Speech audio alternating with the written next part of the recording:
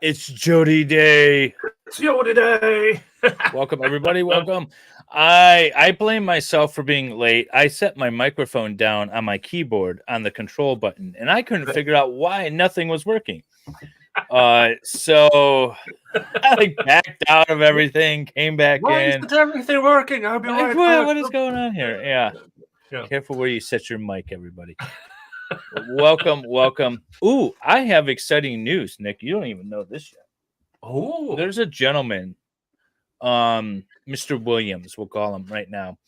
Anyways, Jeffrey he Williams? Apparently Mr. Jeffrey? Williams. Jeffrey not Williams? Jeffrey. No, Not not Young Jeffrey. Thug. No. No.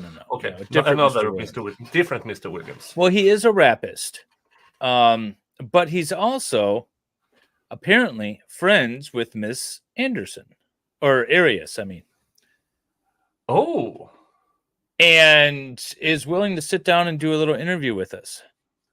nice. Yeah, I messaged him a while ago, and then he messaged back, and then I completely forgot because the service that I'm messaging him on, I never go to. And then so I finally saw it yesterday, and I was like, "Oh, hey, sorry, I'm never here, but yes, we would like to do an interview with you." And he's like, "Cool, let's do it." So that's gonna be him. That's gonna be awesome. Oh, that's yeah. I just looked to see if he ever responded to me yesterday. I just looked as we were playing the intro, and he had responded. So we'll set that up. That'll be a good time. Yeah. I'm a slightly bit hungover today, thanks to the generosity of my viewers. You made we're gonna restream this one in a few months on the 4th of July, I feel, because your shirt is very appropriate. Yeah, I mean, but Dave, you're also wearing red, blue, and you're white. I am, yeah. I got some white. This is my raincoat. Actually, it's been raining all day, and I'm still wearing it. I guess I could take it off, but no, it looks good. It's very handsome. I wonder if it's the color of this light, actually, because it's not. Yeah, see, it's more orange. Yeah, close enough. Yeah, there we go. Looks good this way. So, but we have more in the final of Dr. Nozick. No, what's her name? Dr. Janeen DeMarte.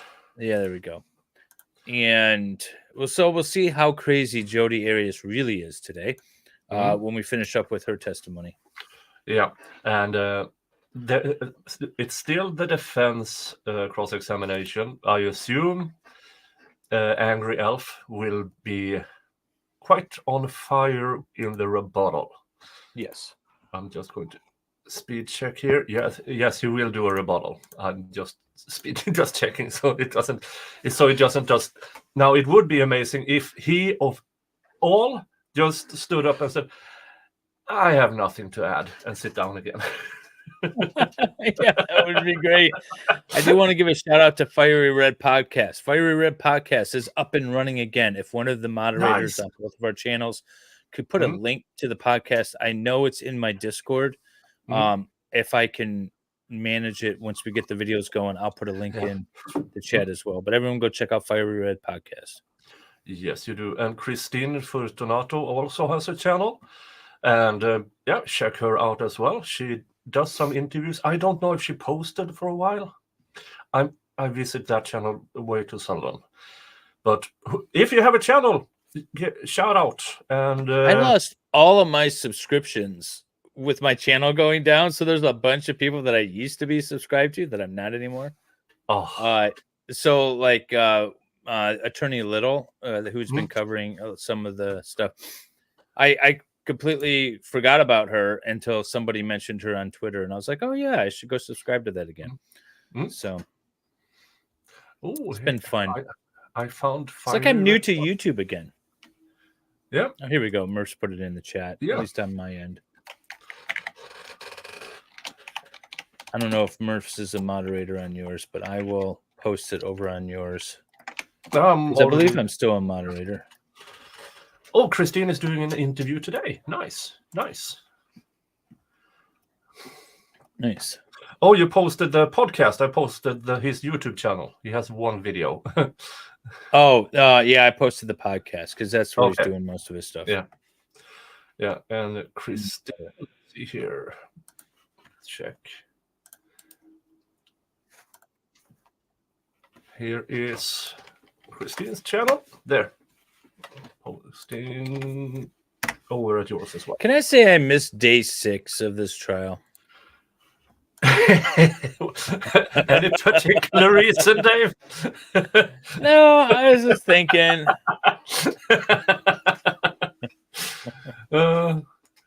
Were you perhaps thinking? It's getting too serious now. That's all. Yeah. You know, day 6 was more of a fun. I don't know why my mind went to day 6, but day 6 was more of a fun stream. John Commune Miss Jodi Bingo. Yeah. Jodi Bingo. Yeah, Jodi Bingo was awesome with the jury questions. Yeah. Have you sent out the tumblers yet? I'm gathering the addresses. I've got the shipping labels together. I was swamped this week at work. I know I promised to send them out on Monday. But I do have everyone's addresses. I went back through the emails and gathered everyone's addresses. I got the shipping labels ready to go. Yeah. And then I went to the post office and mailed like 40,000 other things. But I'll get those out. They are in progress, at least now. It's not like I completely forgot about it. Like I may have. All right. But this is the final 2 hours of Dr. Janeen DeMarte. Day 51 is other witnesses. So this will be interesting. Exchanges. They were long exchanges. Right. So these long exchanges, just one exchange is considered a pattern to you? In the way that they were written between the two of them, they were long exchanges between the two of them. So within that exchange, yes, I would say that there was a pattern in that response. Okay. So within that one response, you're going to say there's a pattern of how he responds. Because he used multiple different words, like you just highlighted. So there is a pattern in his response in these responses, right? In those exchanges, yes. Okay. And in this pattern of his responses, you see a pattern of him calling her bad names, right? Yes, the pattern I see is that he's responding. The pattern that you see in these exchanges is one of him calling her bad names, right? Yes. Okay. And assaulting her character, right? Yes. And calling her names like whore. Yes. And slut. Yes? I don't remember that specifically, but if you have it in front of you, I'd be happy to look at it. You don't remember him calling her a slut? That name in particular, no. Okay. It's possible. Well, you remember that he talks about having her living a life identical to Satan. Do you remember that? Recall something similar to that. And telling her that she's worthless. Aaron. Do you remember that? Something similar to that. You remember him calling her a three-hole wonder? I do remember that. And so in this pattern of during this conversation. Wait, I need to play that again. Do you remember that? Something similar to that. You remember him calling her a three-hole wonder? I do remember that. And so in this pattern of during this conversation, he is being abusive, isn't he? Yes, he was using words that were very unkind and maladaptive. Okay. And so this is the instant messaging that happens on May 26th. There's also compliment, ladies? A text message from May 26th, isn't there? Do you remember that? I remember there were numerous text messages. I'd be happy to look at it. Yeah, maybe he's complimenting her, right, Salvador? Yeah, Sal. Hi, Sal. Salvador's like, well, you know, she might be wonderful in all three. Yeah. Three-hole wonder is a compliment, John says. I agree, John. Mm. Oh, by the way, we are having a little competition between Nick and myself, so you should all be watching over on my stream and giving me the thumbs up and just super chat a couple of bucks. All right. Well, you understand that that the instant messaging on May 26th is preceded by text messages, or do you not remember that? I know that there was IMs and also text messages. Okay. And so in text messages, he also called her names, didn't he? Challenge on. I don't know if it's a specific date. Again, I'd like to see the documents that you're referring to. Well, let's not talk about a specific date. Just in text messages that you reviewed, you know that there were messages, these conversations between the two of them that you would characterize as a pattern, right? I would say that they were infrequent comments that were made. No, you called it a pattern earlier. Are you taking that back? I'm not taking anything back. You're changing my words. No. Did you not just say pattern just a few minutes ago? I said pattern in those specific exchanges. If there was a pattern within, you're talking about now a pattern across. That's a very different presentation. No, I'm not talking about that. So let me make sure that you understand me, okay? Clarify. So I'm talking about in a specific text message conversation. You read through all their text messages, didn't you? I did. Okay. And when you read through the text messages, did you see within, let's talk about just one conversation when he's upset with her? Yes. Any particular one. Okay. Within that conversation, you see a pattern, don't you, of him calling her bad names again? Within the text messages, yes. Okay, so we have one that we know of from May 26th, right? That's the date you gave me, yes. Okay, and then you've seen another conversation when he is extremely calling her bad names, right? Yes. And you consider that to be another pattern within that conversation. Are you now highlighting a third instance, or are you still talking about that second one? Yes. Okay, and you had other communications, or that you reviewed other communications between them where there was a third time when he is calling her bad names, right? I'd like to see that. Do you not remember that? I remember that there, again, were infrequent situations. Well, I know you keep wanting to say infrequent, but you're not giving me any information as to that infrequency. What we're talking about here is specific conversations where you're telling me within this conversation, there is a pattern of him calling her bad names and character assassination, right? What I'm saying to you is that in order to be accurate in how I respond, I'd like to see what you're referring to so that I'm not misleading in any kind of way. Because you wouldn't want to be misleading, right? Correct. And you wouldn't want to add anything into your answers just to mislead people, right? Right, I don't want to mislead anybody. Okay, so we can agree then that you would want to just answer the questions as they're posed so that you don't give any misleading information. No. Right. Okay. Oh. That's a nuance that I think the good doctor missed, because Yeah, I mean, yes, but I think her answer was correct. Like, she's saying you're misquoting me.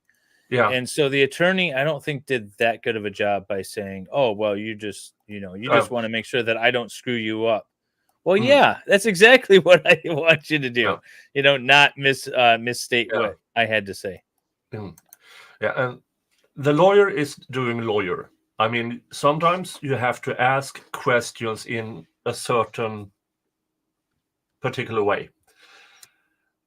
So even if the words are correct, you can then move on to the next question by inferencing that question that you slightly misled into, but you already said that in this question, and then try to move on. But the good doctor has been very good in reeling her back in. The problem is that this attorney is trying to lock her into statements, and the witness is too smart. Like, you could get away with this with a dumb witness that was like, well, I guess that's what I said, sort of thing. Yeah. But this witness is too smart for that. Yeah.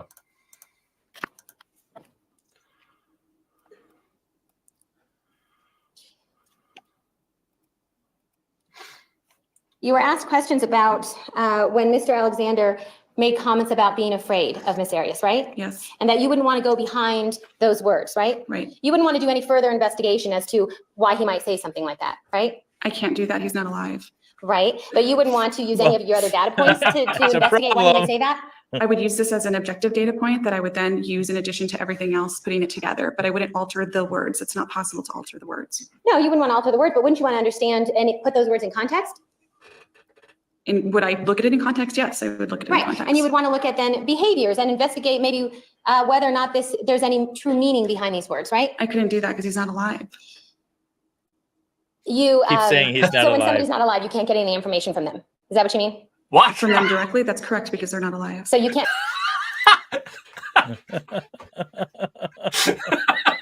Stupid question. Oh. You can't get any new information from them? No, he's dead. Such a stupid question. Oh, what do you think the answer was going to be? Yeah, it's like that. It's like that joke or tale about a lawyer asking a doctor, "Well, if you didn't search for his pulse, why did you assume he was dead?" Well, his head was on my other table. Yeah, it's just as bad as that. Well, you can't get any new information from the guy who's dead? What kind of expert are you? Well, that was a good one. You can't make any type of do any type of an evaluation as to anything that he says in written word, because you can't look at other data points with regard to Mr. Alexander. No, what I was referring to is what we started talking about was going behind the word and getting more information about those words in particular. That's what I was speaking about. Right. And so to try and go to try and put meaning to that word. What I'm saying is that you don't want to look at any other data points that relate to what he's saying in these words, right? No, I would absolutely look at other data points, but I wouldn't change the actual wording. I wouldn't be able to go behind it, but I'd be able to have other data points that I would then integrate. Right. So, Maybe approach very quickly. yes.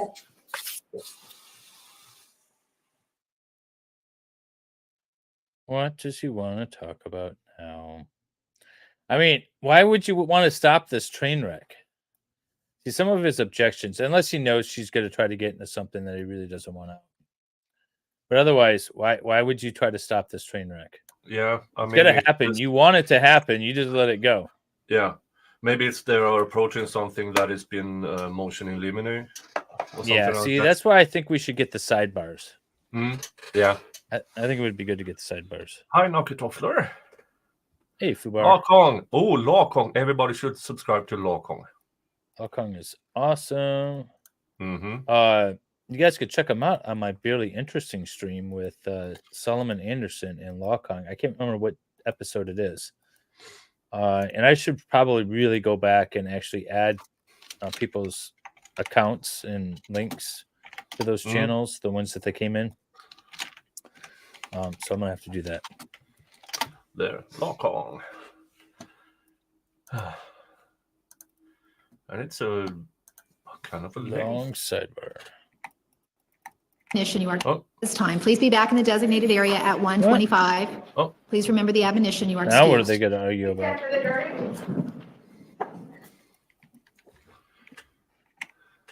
Somebody did something. Oh, are they going to have a oh, can we listen to it? Please, can we listen to it? Record so. the jury has left the courtroom. Oh, Anything for the noon recess? okay. Well, I was hoping for hearing or voir dire or anything. Until around the age of 18, it may have been 17. And then after that, it was 10 restaurants. So you're aware that the 10 restaurants was during a time period of 15 years. Do you know this or not? It wasn't over 15 years. It was over, that would have been 8 years.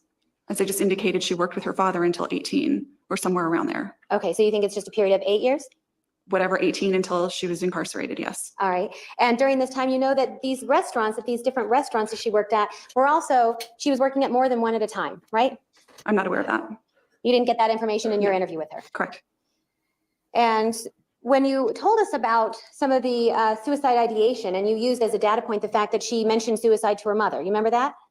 Yes, You didn't tell us that when she mentioned suicide to her mother, that was actually after June 4th, 2008, right? I believe it was after. Okay, so you're considering as a data point something after the trauma that she suffered. Absolutely. Looking at a pattern of behavior. Okay, and so you're going to look at then information when you're trying to diagnose borderline, you're going to look at information that occurs after a traumatic event. Yes, because Right. personality is stable. All right, and so even though the DSM tells you not to do that, right? The DSM does not say not to do that. Didn't you agree with me earlier that the DSM tells you that if you're looking at borderline personality, you need to look at a pattern from the beginning? And if there's a traumatic event, you want to make sure that this pattern is before the traumatic event, right? No, No, that's not what it says? no. So No, then you didn't because agree with me no, before. be done. Restate your questions that I, You wouldn't want to look at, because you're not trying to figure out if she suffers from PTSD as a result of something in particular. You're just trying to figure out if she's suffering from PTSD. Now you might get the triggering effect.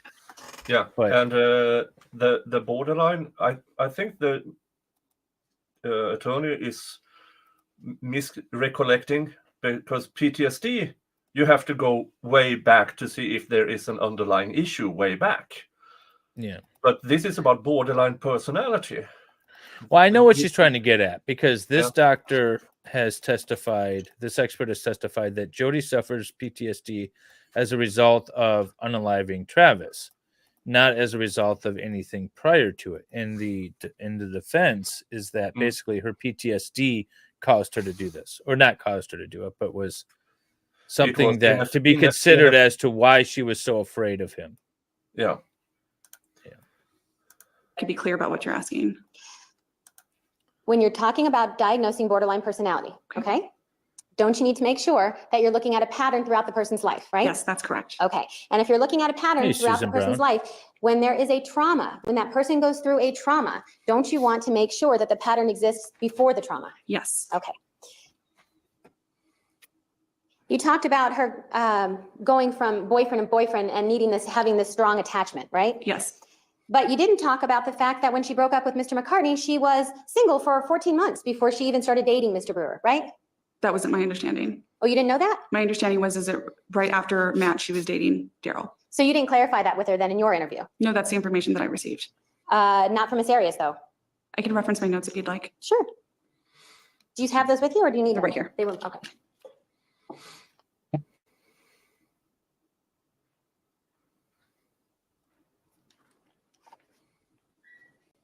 Every single day. This doctor is good. She's really good. I want to interview her. I'm still waiting for a response from this doctor. Yeah. I would really like to interview her. It's consistent with what I just said. So it's consistent then that she broke up with Mr. McCartney in September of 2001? She told me that, I don't know those exact dates that she broke up. Okay. Well, then are you aware that she didn't start dating Mr. Brewer until November of 2002?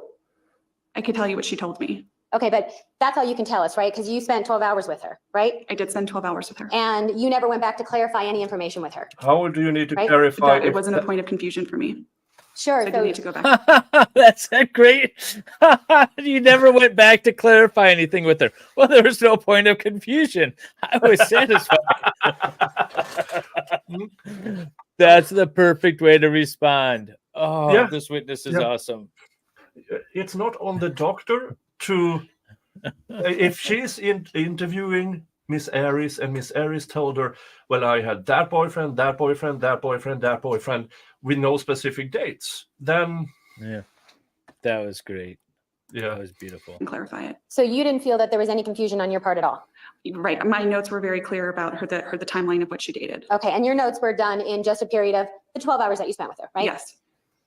So in that 12 hours, then you somehow think that she went directly from Mr. McCartney and started dating Mr. Brewer immediately. That's what you think. Not somehow, that's what the information I was given. That's what you are basing your opinion on, right? That's what you think? Yes, based on the notes I received. Well, you didn't receive those notes. You wrote those notes, right? That's correct. Yes, I Okay. wrote the notes.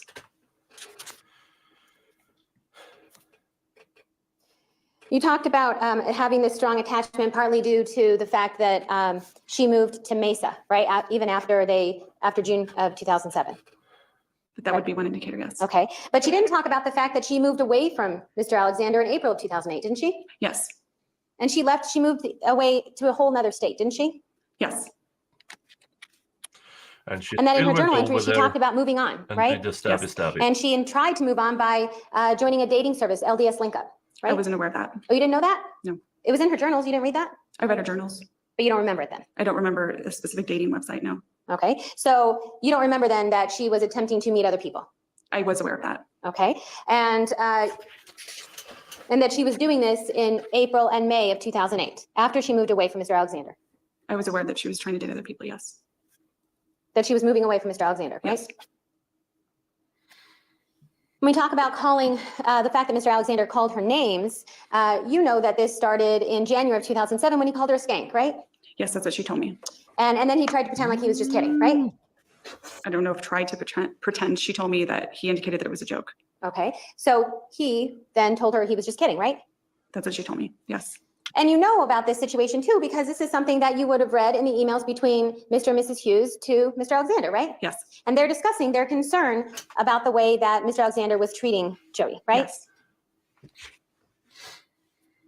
And you know from your review of the Let me record, take a look. there's no question about the fact that Mr. Alexander had called Miss Arias names like whore, right? Yes. And he's called her names like slut. Yes. And just because he calls her these names, that doesn't make it true, right? Doesn't make what true? The fact that doesn't make it true for him to call her this name. You wouldn't just accept the written word that it must be true then, right? That what must be true? That she's a whore? If he calls her a name, do you think that that means it's necessarily true? If he calls her a name, that's just what he called her. That's what is true, that he called her that. Okay. And you would consider that abusive, wouldn't you? We're going back to the word abuse, meaning the misuse of something. So it was a misuse of words. So I would say in that situation, yes, it was a misuse of words. Okay, so if somebody called someone you know or you love a whore or a slut, you would just tell them that's a misuse of words, right? I'd say that's inappropriate. Okay. And despite knowing that there is Just this repeat name calling that's going on and those words over and escalating over again. throughout the relationship, you would still Yeah, he's just trying to not emphasize term them. this as a The pattern of verbal problem abuse, right? is that you That's correct. desensitize And the you- jury to those words. Yeah. You're trying to emphasize the fact that he continuously called her these names, but by repeating them over and over, the jury's just gonna be like, "Oh, that's another word." Oh, you only need another 1,000 watch hours. Well, Yep, 1,000 watch hours, and I'm monetized again. yay. So I'm streaming all day today. I'm gonna stream my Lego to this channel as well as my Lego channel. Try to get some watch hours, and then I'm gonna do a live in between. And the problem is I just too much work going on. I haven't been able to stream a lot of stuff. So I've been putting up Letitia stock, by the way, every day at 9 a.m. I got another day of trial. Yeah, I mean, when I go to work, I have your what do you call it, playlist at home. Awesome. So you get a few. So you get a few hours from me. Cool. So, Thank you. Yeah, you're welcome. When does the jury yell bingo?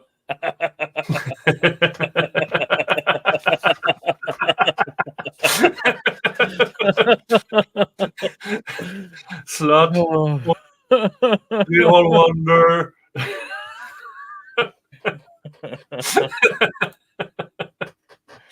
That was funny. Would make that opinion based on the fact, or despite the fact that you are not a domestic violence expert. I've worked with a lot of people who have experienced domestic violence. But you told us yesterday that you are not a domestic violence expert, right? I did based on the idea that I do not have a license in domestic violence. What license is there in domestic violence? That's exactly why I said that. There is no license in domestic violence. I told you that I'm a licensed clinical psychologist and I'm an expert as a clinical psychologist because my definition of expert is license. You agree? Are we going to go back to this? Sure. The fact that you're saying that somebody needs to be licensed to be an expert in domestic violence? No, I was asking you what your definition was and you didn't provide one for me. My definition would be licensure indicates someone has an expertise in that area. And that's so anybody who doesn't have a license in something means that they're not an expert. Is that what you're telling me? It depends on the definition.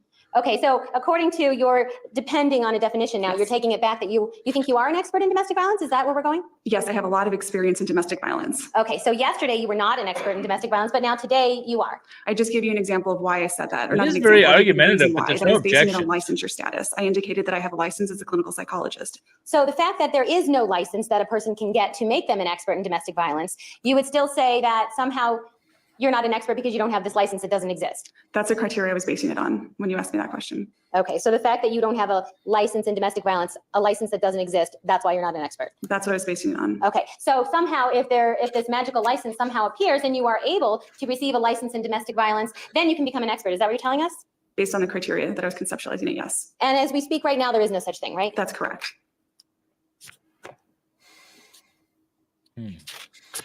I'm not sure this was good for the defense because they have put out one psychotherapist and one psychologist approved by the court as experts in their area. And now all of a sudden the jury hears that, oh, wait, there's no license. So nobody is an actual expert.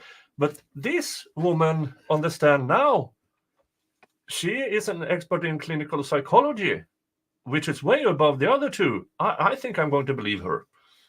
Yes, exactly. Nurmi comes back at some point today to do cross on this one, or redirect, I should say. I'm not too terribly concerned about it. Not Nurmi, but oh, not Nurmi. I'm sorry. The angry elf. Martinez. Morenes. Yeah. She was asking about. I don't know when Nurmi comes back. I imagine he's going to be questioning some more witnesses. But... It seems like this lawyer, whose name I keep forgetting, is the one who handles cross-examination of experts or something like that, or rebuttal or something. And I mean, when you have two attorneys, you have your roles to play. You have your witnesses that you're going to focus on, so that the other attorney could focus on other questions. Yeah.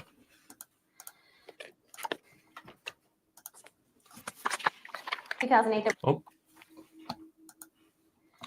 On January 24th, 2008, there was a journal entry. I'm showing you Exhibit 511. You talked about this. This is 2 days after Mr. Alexander threw Miss Arias down and broke her finger, right? January 24th? She just told me. That isn't evidence. She indicated to me it was in January of 2008. So you don't know the specific date? Right. Okay. But yet you were asked questions about the fact that on January 24th, she writes that there's nothing noteworthy to report, right? Yes.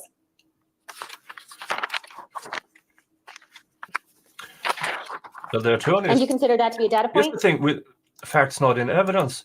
There is only Miss Arias' testimony.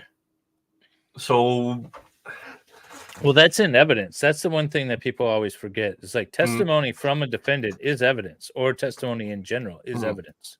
yeah. Yeah. Yes. You might not Isn't believe it the also a evidence. point of data that on the same day, she talks about the fact that she cannot marry Travis, right? Yes. And the fact that she can't quite put her finger on it, but something is just off with that boy? Yes. And she also Maybe she should have tried the finger that wasn't broken. I think that was after they broke up. Yeah. Wasn't it? Wasn't it after they broke up? So of course she's writing, yeah, something's can't marry this one. Something's off with that boy. He dumped me. Doctor, it hurts when I press here. Okay. And it hurts when I press on my knee. Okay. Well, and it hurts when I press on my head. What's wrong? Well, your finger is broken. Exactly. talks on that same day that we all have got head problems, that's for sure, but there are certain things that will never sit right with her, right? Yes.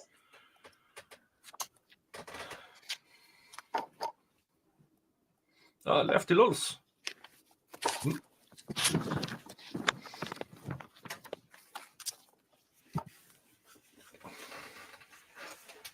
Yeah, everyone go check out All right, Lefty. He earlier- plays video games all day. It's a great place to You hang told me out. that you conducted the You MMPI, can watch him right? kill himself, And and a computer chat scored it away. for you? Yes. And when the computer scored it, it created a report, right? Yes. And in that report, that's something that you reviewed, the report, Yes. and you determined it to be accurate? Yes. And you gave me that report earlier, right? Yes. All right, I'm going to show you Exhibit 631. I need to get more coffee. For some odd reason, my head Tell hurts. me, is that the report that you received from the yeah, it's MMPI when you amazing had it? how that happens. Yes. I'm assuming this is the one I gave you. It Yes. is. Well, just make sure. I mean, is that it? Yes, it looks like it. Okay.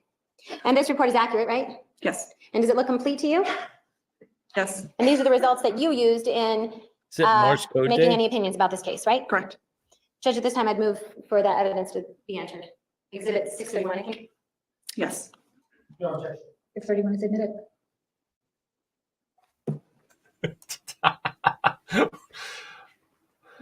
I have no idea what that means. But That's for you because I can't get All super right, chat. so we're looking at the MMPI. Now that we're going to look at some charts. And we've talked a lot about scales, right? It measures different, it has different scales on this test. Yes. And on the left-hand side of this chart, we're looking at page. free Zechariah. Yep. Is Happy that what Morse that code. says? Yep.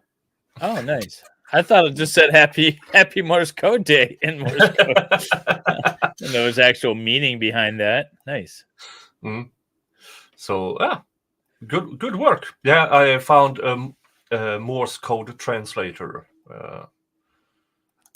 Of course, there's a Morse code translator because everyone needs to translate Morse code these days. Yeah. Well, actually, I'm gonna plug.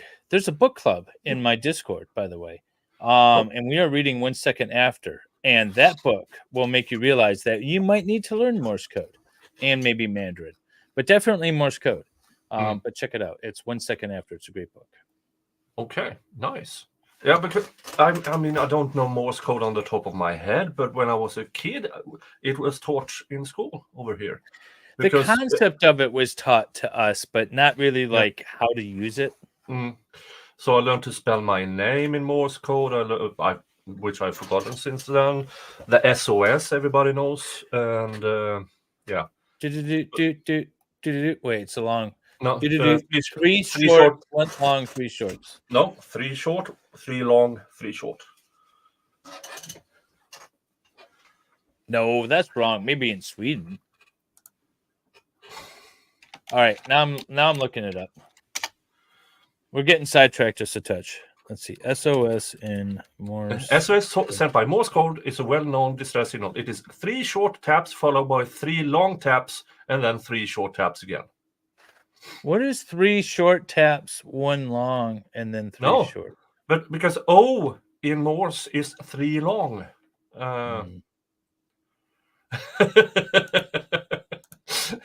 Now we're getting distracted. And now you know. And now you know. So every time you sink your boat, you have been you never wondered why people didn't respond to you. That's why no one came. And no one came because you tapped, I don't know, SLS or something like that. SLS, yeah. Like, what is this guy doing? It's close enough. 3 short something, 3 short. We know what it is. Hey, T. Underwood, we are live. We are live, T. Underwood. We are actually live. I just say SOS into the microphone of the ship to shore. That's what I do. But in a Carrington event, when every electronic is put out, those things are good to know about Morse code because not because you use can flags and lights and everything. Yeah. Flags, lights. You can find a hollow tree to bang against. I mean, there were communications, long-range communications before there were electronics. How do you say boobies? Because I think that's going to get more attention these days.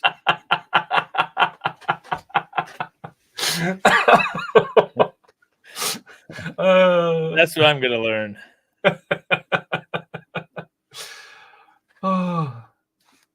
FMN says 3 short, 1 long, 3 short is STS. STS. Save the ship.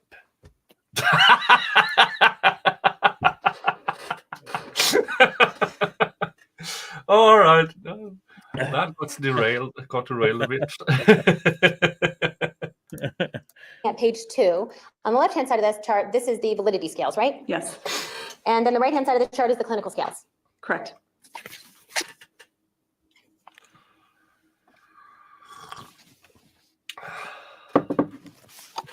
And the validity scales tell us, from looking at those numbers in that charting, that this is a valid this is a valid test, right? Yes, There were no issues with it. right.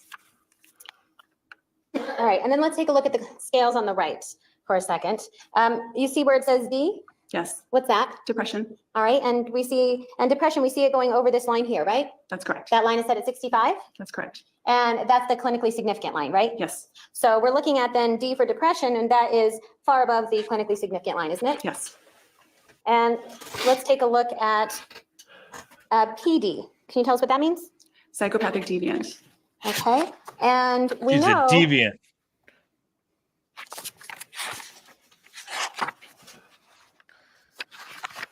that She's a these scales are psychopathic further broken deviant. down, aren't they? Yes, And we give explanations of how they're broken down later on page 8, right? Free speech hack. Okay, so we see Morse psychopathic code. deviant subscales, right? yes, And so some of the things that's going to make this scale elevated is familial discord, yes. right? Authority problems. Yes, And we know at the time that this MMPI is given that Jodi's in custody, right? She's Yes. been arrested. she was. I'm And, only texting him more. Social alienation, self-alienation, right? Yes,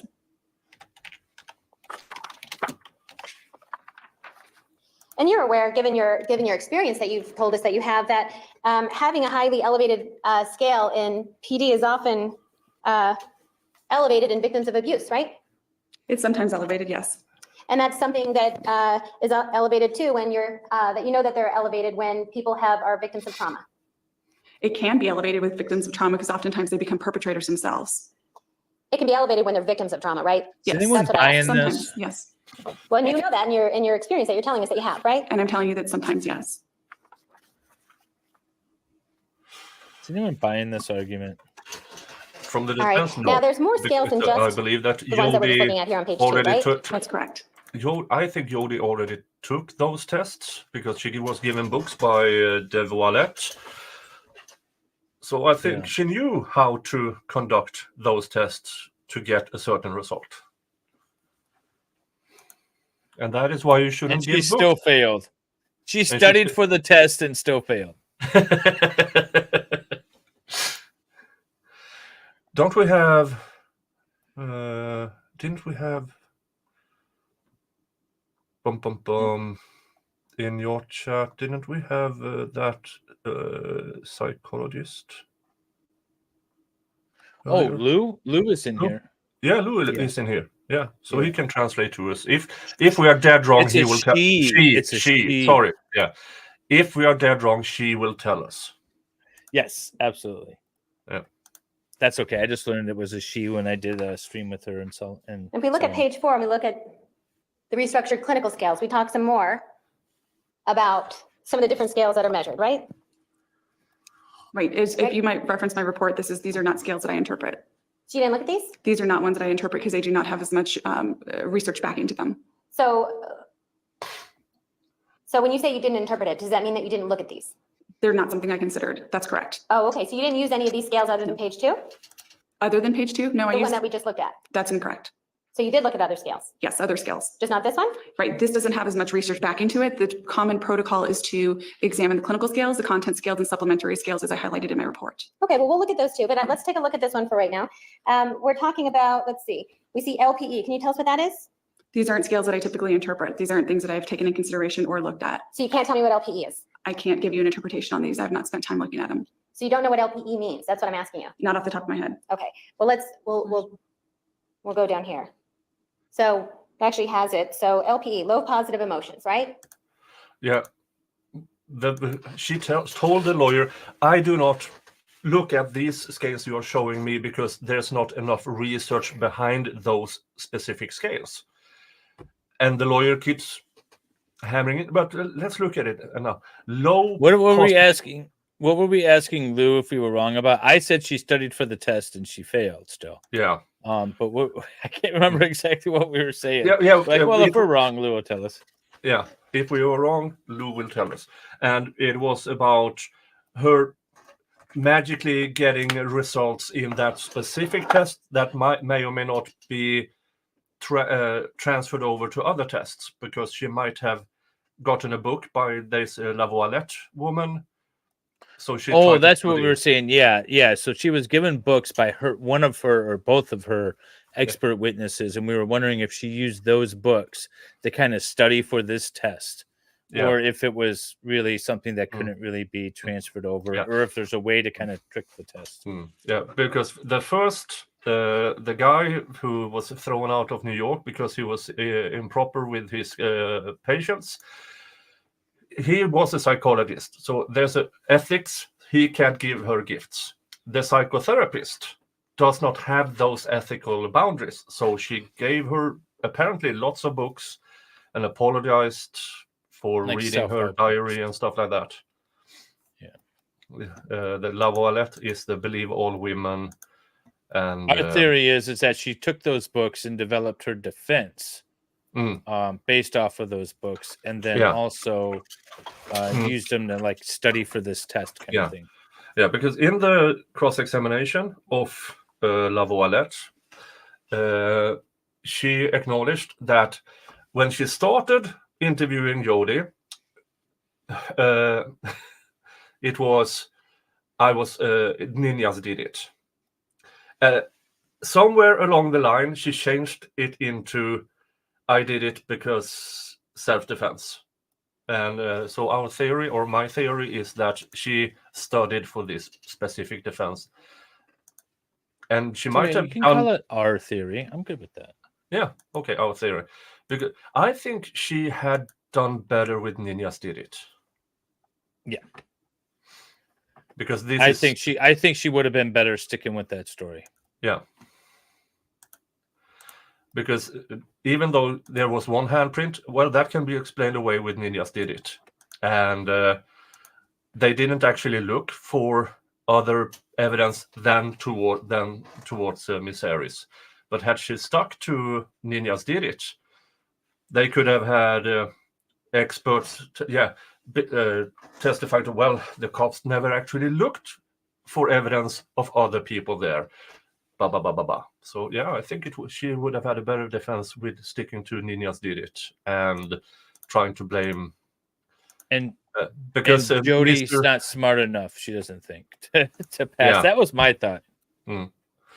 Yeah, and I mean, Mr. Alexander did screw a lot of women apparently, or dated a lot of women, and when you do that, sometimes you develop enemies.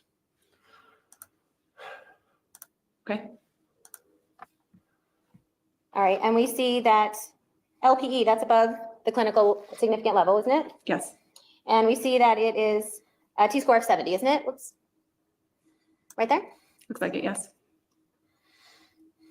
And low positive emotion, that means Okay, thank you, Luke. basically the opposite of self-esteem, doesn't it? These are scales that I do not commonly use. I'm not going to interpret anything that I did not interpret in this case.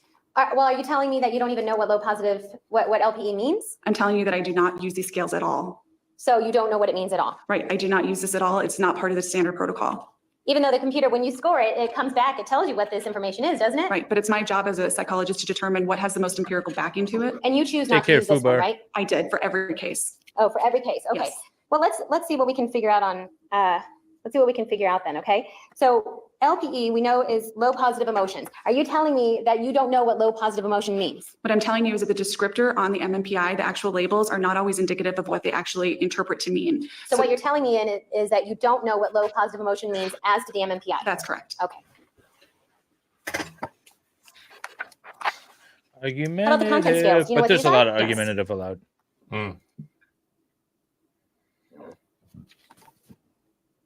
All right, so on the content scales, we see an ANX, what's that? Anxiety, All right, and anxiety, that's elevated, right? yes. And that's at a T-score of 76, right?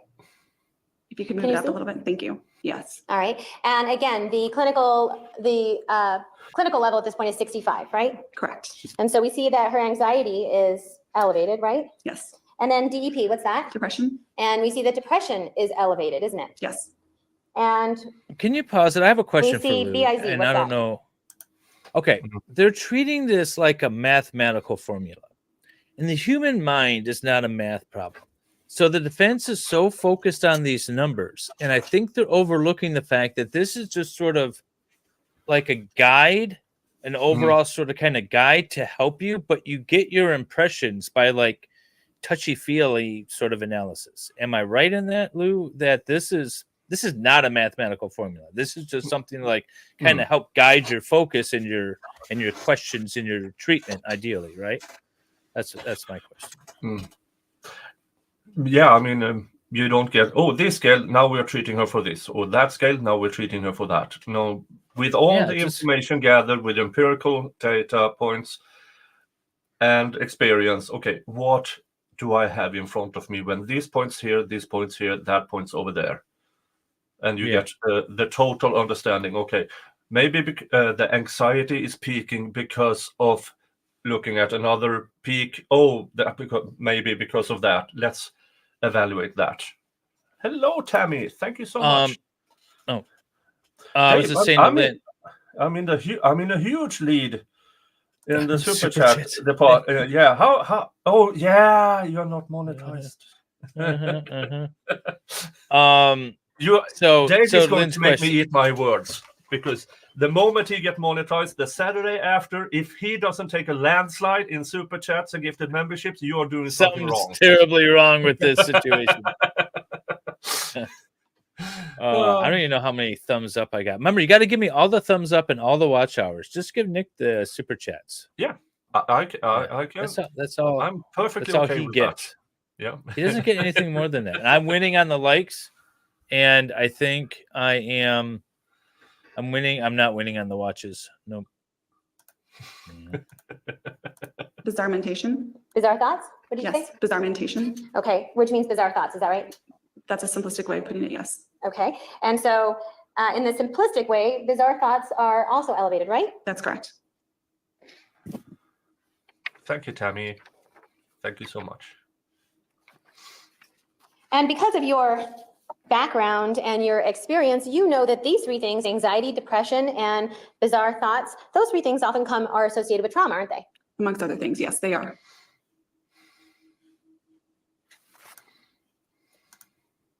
And ASP, what's that? Antisocial. Personality, right? To get the exact verbiage, I'd be happy to refer to my notes. May I do that? Sure. Do you have notes on the MMPI in there? Thank you, Hospice. I've already given them to you. Oh, well then what else do you have to refer to? I have, I can show you. They're already in, I gave it before. Do you need me to get the marked? Sure. Just have a list of the scale names. I don't know what number it was. I gave it. Should just call her simple thinking. Yeah. I guess, are you looking for something that tells you what ASP I is? just want to make sure I'm using the correct verbiage. It just has the titles of them. Okay. Do you disagree? It's antisocial personality, isn't it? If I could look to verify that. Sure. This one only has the highlighted ones. Yes, So antisocial personality, right? I believe so. Okay. And antisocial personality, that is below even average, isn't it? Yes. Yep. That does And then mean- let's take a look at LSE. Do you know what that is? Low self-esteem. All right. And that one, means the opposite of high self-esteem, right? There's no question on that one. That one's broken down into two, That's- which you can see that's later a way on to if you put keep it. turning the page. That it's what? It's broken down into two, like you highlighted It's earlier like with the high Harris windows. self-esteem, Okay, you but wanna look at lower. those? Sure. Stupid. But this lawyer thinks she is leading the witness. She isn't. Okay. She's So let's being take a look led by at the witness. low self-esteem, right? Yes, Okay. So that's broken down into self-doubt yes, and submissiveness, right? yes. So the low self-esteem that we see on this scale, Is low self-doubt, which is self-concept. well, we just saw that it was broken down, right? Right, and the self-doubt is self-concept. I'm Identity. getting into the details I'm not asking about. Sure. You're ruining my cross.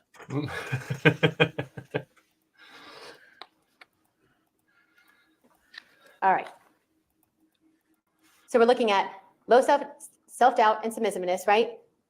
That's correct. And that's how they're broken down. Yes, And then we're looking at T-score. So you're looking at 68 for the self-doubt and 60 for the submissiveness. correct.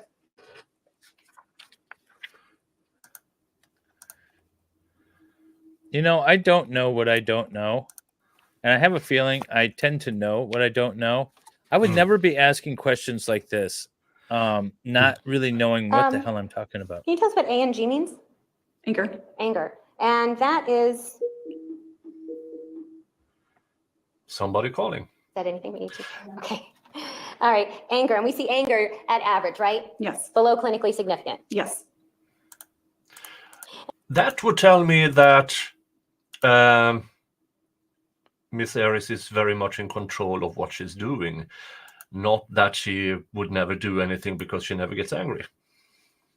That's interesting. Yeah. Is that like a and snapshot that though, would- at the present moment? Yeah. And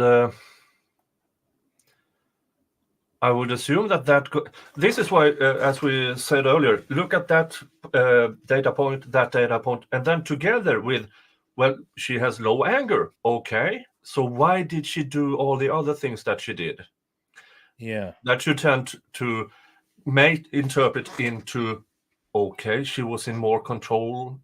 That's how we can interpret that the PTSD didn't exist at the time. So yeah, I mean, I'm not a psychologist. I'm just Let's play brainstorming. one on YouTube. And in fact, let's take a look at the anger subscales. that would be an inappropriate use of the MMPI. Well, let's take a look at them anyway. Non-interpretable. We're looking at anger subscales. Okay.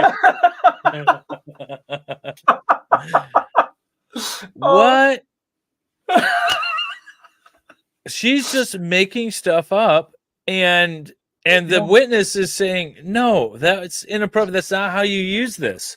Well, And she's like, we're just gonna look at it anyways. Did she really talk to this woman? I know she paid for a half hour. Did she actually talk with this woman? I don't know. I'm going to, yeah, Oh my god. let's play And that in fact, again. let's take a look at the anger subscales. That would be an inappropriate use of the MMPI. Well, let's take a look at them anyway. They're non-interpretable. They're non-interpretable. We're looking at anger subscales. We look at explosive behavior, right? Is that a yes? Yes, And we look at irritability, right? yes, And on both of those, so as a total on the anger subscale, she scored at normal, right? Normal range. on the anger subscale, yes, Well, on the anger scale together, right? yes. Okay. Counselor, you said subscale. Just for the record. Yeah. All right. Do you know anything about the supplementary scales? Yes, All right. What do you know? Okay, let's talk about A. What's A? anxiety, All right. And in that one, she's elevated in anxiety, isn't she? correct. And let's see. We have R. What's R? I believe R is repression. Repressed or blocking unpleasant thoughts, right? Yes. And we have that's showing not to the clinical amount, but it's above normal, isn't it? Still below the clinical threshold. It's above normal, right? Yes. And then ES, can you tell us what that is? I believe it's ego strength. Okay, and ego strength, that's actually far below normal, isn't it? Yes. So that would mean the ego strength or having ego strength, that means it's not very much. There's not very much there, right? It's below average. She doesn't have an ego. And what's DO? I believe that's dominance. Okay, and when we're talking about dominance, that also actually, dominance, that's also very low, isn't it? It is. Below normal, right? It's below the clinical threshold, yes. Well, it's below the clinical threshold, but it's also below average, isn't it? Yes, it's below 50. Oh, And the lawyer thinks 50 is average. No, that's not how you interpret those scales. 50 is just a scale to interpret, okay, here's where we start interpret things. It doesn't mean that the average of everybody is 50.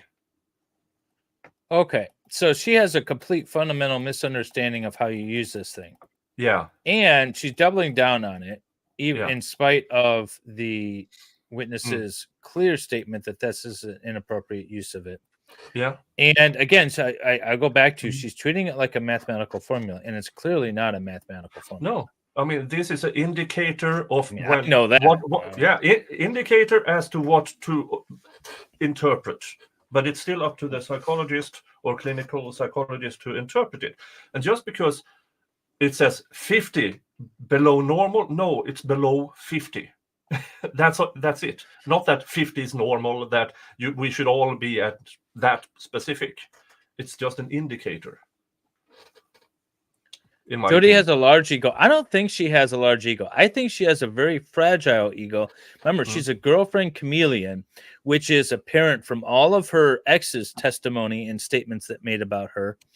You could see it with her interactions with Travis. She joined the Mormon church. She did absolutely everything that she thought he wanted her to do and to be, to the point where she was like overly studying the Mormon, it's not the Bible, whatever it is, the Book of Mormon, and all of this stuff. And that's a sign of somebody who has an extremely low ego. You know, when she was dating the other guy, when they were living together, she tried to be the mother, wife / figure, right? But she was super young. Then she realized that she wanted to be her own mother and have her own kids, but that didn't work. You know, she's not very confident in anything that she does. And PK, what's PK? PTSD. PTSD. Oh, PTSD. And PTSD is actually elevated, isn't it? Yes. And it's elevated to 77, isn't it? Yes. Low ego or low self-esteem. It was both were low. Both were low. Her self-esteem was below, and her ego was deficient. Ego is a low self-image, which might be ego, because the psychologist is having a bit of a battle with the attorney about what does it actually say.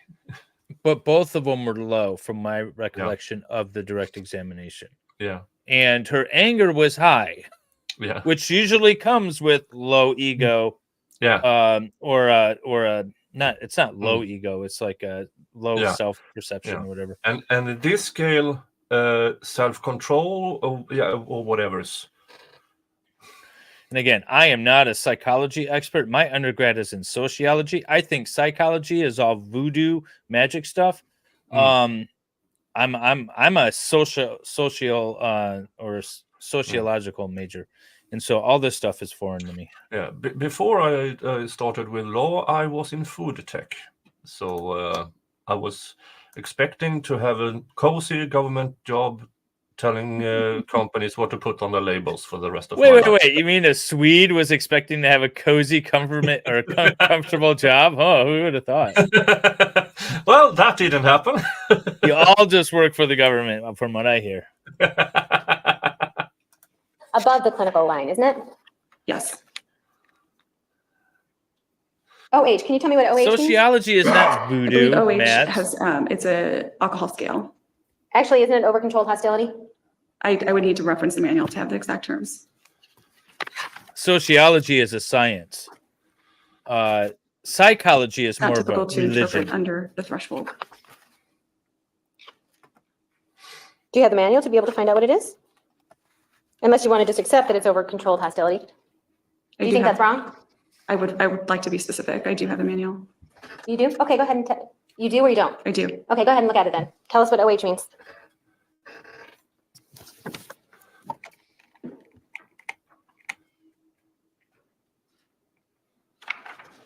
Okay. I'm finished. Okay, so OH then is over controlled hostility, right? That's Correct. what you just said. And that is also below average, isn't it? Yes. And again, with this scale, we're starting to see a pattern, aren't we, of anxiety, right? And low self-esteem? No, I don't see that pattern. With low self-esteem, Yeah, you've seen anxiety on more than one scale now, haven't you? anxiety, yes. Okay, and now we've seen low ego strength, and we've seen, Hey, Indigo, welcome. the low self, right? Which is low self-concept, Yeah. which is identity disturbance. No, I'm talking about low Janine looks a lot self-concept different having. today, does she? I explained earlier what that meant, what that means. Mhm. She just looked kind of.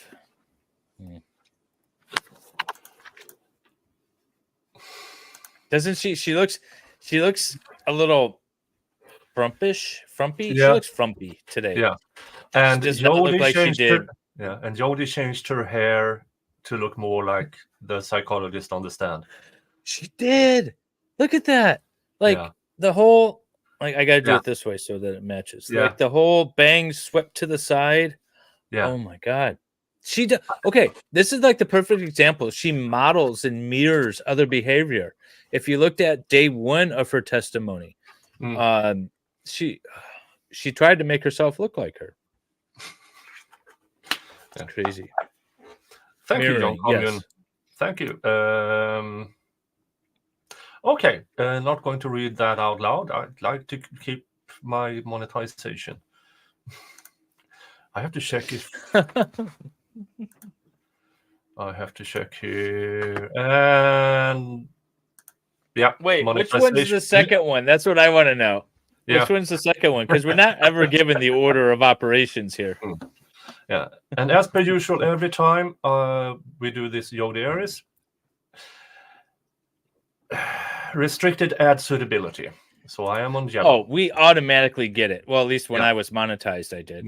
Yeah, And then I'm going automatically, it was always yellow. It doesn't matter. We put it up, it's yellow. Yeah, I mean, and what will happen is I will challenge it, and in 3 days it will go green. And but then everybody has already watched on replay and everything, so ad revenue is 12 cents or something. Yep. We talked about it meaning self-doubt and submissiveness, right? That's how these scales are subscaled. If you look over to the T-score, you'll see that only self-doubt is elevated, not submissiveness. Well, submissiveness is elevated above normal, right? It's not interpretable. You're interpreting it improperly. I'm not interpreting it. I'm telling you You are that by it's, saying that. I'm asking you the question. Okay. It's above normal, isn't it? It's not above the clinical threshold. I didn't ask you that. I asked you if it was above average. It's above 50. Yes, and average is 50, right? Yes, So it's above average. yes. So average is 50. And so when we talk about low self-esteem, we're talking about self-doubt and Isn't that different than what she said earlier? According to Generally Yeah. speaking, when we're talking about when we're talking about low self-esteem or low self-esteem subscales, we're talking about self-doubt and submissiveness. yes, and Okay. remember that the label doesn't go with the description. Self-doubt means a poor sense of self. Identity disturbance. Okay, and then we see on the next scales, we see that there's If you could, We've you seen could depression, educate right? people in the chat Yes. an if anxiety, you are comfortable with it. right? Yes, What's that now? And we've seen low scales and dominance. Hmm. Yes, yes, And that's a nice cat. and these are all associated, Hey, I'm sure you Dave-Bum. know, with battered women, right? all what? Anxiety, depression. Anxiety, depression, low self-image, low self-esteem. Those are things you can see in battered women. Yes. And these are all things that we're seeing on Jodi scales, right? Yes.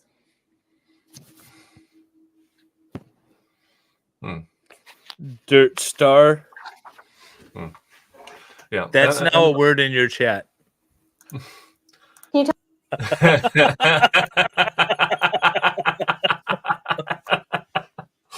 Oh, I heard the Rusty Sheriff's Badge also. I've never heard Dirt Star. Brown Starfish. I mean, yeah. Yeah. And Hellraiser India, we are not debating this or showing this in any way, shape, or form. We are just generalizing. And if you can educate us, please do, because that's the best thing about this, our chats, that you educate us on things, because we have Lou Hillier, and she will come down on us as like a brick wall if we get something wrong. Yeah, and that's why I was prefacing this. Like, I am not a psychologist in any way, shape, or form. I'm a sociologist and a lawyer. And I rely every one of my trial streams, by the way, and this is the only one where we really haven't had a committed person. Maybe it's Lou now, but I've always had like a mental health professional in one of the chats, really interested in one of my trials, and has always filled us in on the information that we're obviously missing. Yeah. Tell us what AGGR is. As I highlighted earlier, there are three scales that I interpret: the clinical, contents, and supplementary. Those are the ones that have the most empirical backing. Can you tell us what AGGR means? No, these are not scales that I use. So you don't know what it means? And I know what it means, but this is not, I didn't use it in my I asked you what it means. I believe it means aggression. Yes, it does mean aggression. So, and when we look at aggression on this scale, it is a T-score of 38, right? That's correct. And so it is graphed far below the clinical significance scale, right? It's below clinical significance. And it's below even normal. Yes. You don't have to be aggressive to become. So when we look at these scales on the MMPI, what we're looking at is the fact that up the mannerisms of the angry elf. We've seen a high level of anxiety, right? Yes. And we've seen high levels of depression. Yes. And we've seen low self-esteem. Yes. These are all symptomatic of PTSD, aren't they? Those are some symptoms seen in PTSD amongst other disorders. Yes. So you see these symptoms in PTSD, don't you? You can. Yes. You do, don't you? You can. So somebody with PTSD might not have these? Correct. Like depression, for example. But they're going to have anxiety, aren't they? Yes, that's correct. Okay, so let's be specific. You see these things most often when you have a PTSD patient. You tend to see these things, don't you? No, not all of them. You don't see them. So No. You're telling me when you have a PTSD patient, you don't see anxiety. Anxiety, yes. All right, and so they're not always depressed. That's correct. Okay, and they don't always have low self-esteem. That's correct. According to you, right? According to me, those are my patients that I've seen. And meanwhile, on the other hand, when we look at Jodi's MMPI scores that you did, anyway, we see that you're just we don't see any hostility on the scales, right? The over-controlled hostility, that was low, wasn't it? Can I interpret what that means? No, I'm asking you that you saw it on the scale and You're it was low, right? misinterpreting it. Yes. And we saw that it was also low on aggression, right? Which scale? On the last one that we just looked at. The ones that I don't interpret. I can't give an interpretation on that. The ones that you don't know about. Is that what you mean? No, the ones that are empirically validated enough to use. Okay, so the ones that you choose not to use, right? That's standard. You're aware that other psychologists use these scales, right? Most psychologists follow the standard that I do. It's common practice. Okay, you think most psychologists don't use these scales. Is that what you're saying? Yes. Okay, nevertheless, just humor me for a second. You saw aggression, right? And you saw that it was below the clinical significance, right? I did see that. And you also saw that dominance was also below the clinical scale. I did. And below normal, right? Yes. And having low hostility, low aggression, and no dominance, those are also characteristics of a battered woman, aren't they? Not necessarily. So in your experience, you don't see that in battered women? Not necessarily. And you, in your experience with trauma, you see these in trauma, don't you? What aspects specifically? Trauma victims? What aspects specifically? Having low hostility and low aggression? Have I seen that in trauma victims? Yes. I've seen it in some and not in others. And you've seen that these are also characteristics of PTSD, right? Sometimes it can be, yes. Again, sometimes. So these characteristics you have seen in your practice associated with PTSD, is that right? Which ones in particular? You just The listed off same several. ones that I'm talking about. No hostility, no aggression, no dominance. Do I see that in trauma victims? No, PTSD I'm talking In about. PTSD? Yeah. Do I see no aggression in PTSD? Do you tend to see people with low aggression? You're talking about the characteristics that are not directly associated with the disorder. You're going back to differences in people. Everybody is different. One person with PTSD may look different than someone else with PTSD. Well, if everybody's different, then why would we bother using any of these scales at all?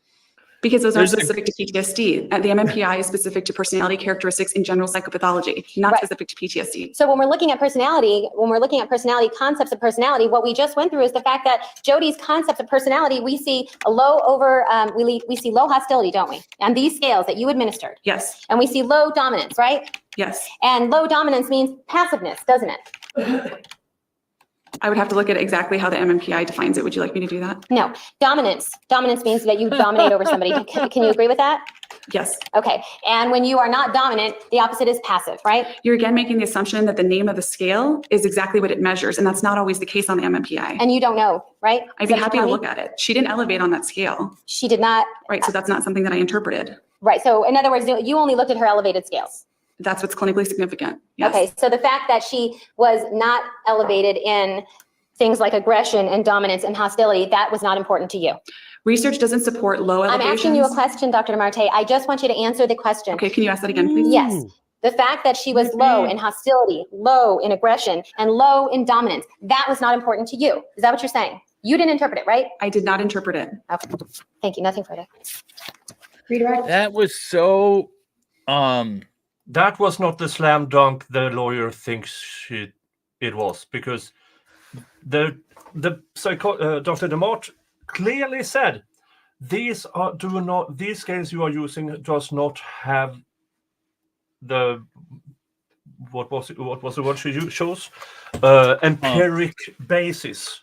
Yeah, So I don't the interpret empirical them. basis for this. Oh, it's funny. There's a quote that I feel like I'm being interrogated, but by somebody who doesn't want to know anything important.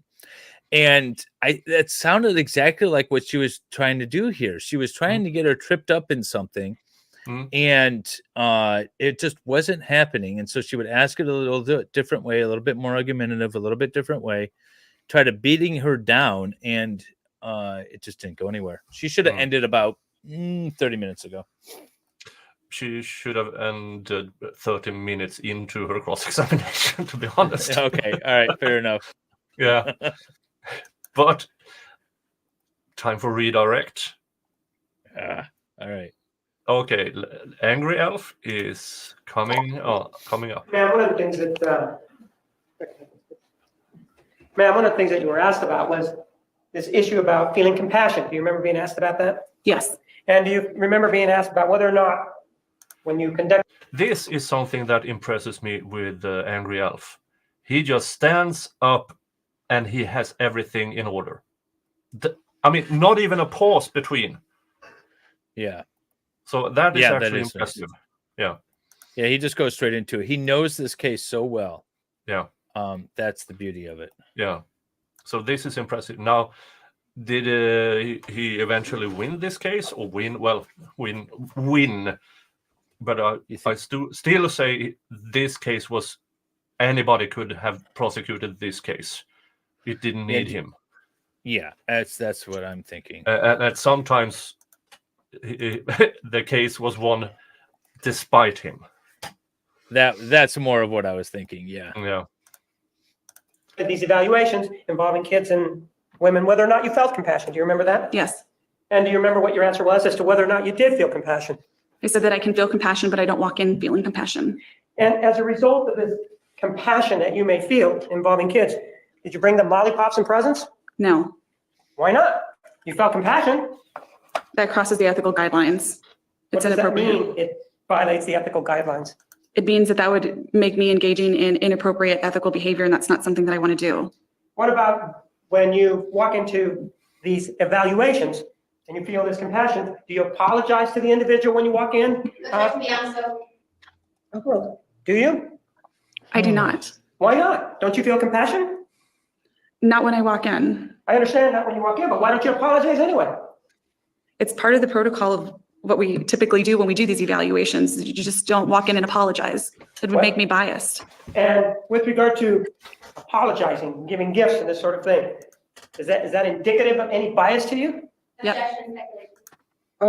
Is it? Yes. And what does bias do when you become involved in this kind of situation where you're evaluating somebody? Causes you to start just looking for variables that are supportive of whatever that bias is. What do you mean variables that are supportive of whatever that bias means? That's up here. What are you talking You about? start to filter out information that may suggest something otherwise against your bias. So does that that's a mean that you personal could attack. skew a result? Yes. Them's fighting Now, words. the other thing that you were asked about was this email involving Travis Alexander and Sky Hughes. Do you remember that? Yes. And do you remember being asked about that email, whether or not Mr. Alexander had some positive things to say about the defendant? Do you remember that? Yes. Let's take a look at those emails.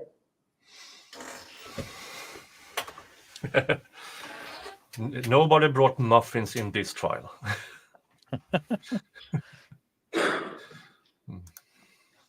Such a sharp-minded witness. She is. She's Yeah. a very good witness. I still, I want to get an interview with her. She does remind me of Dr. Muffins, right?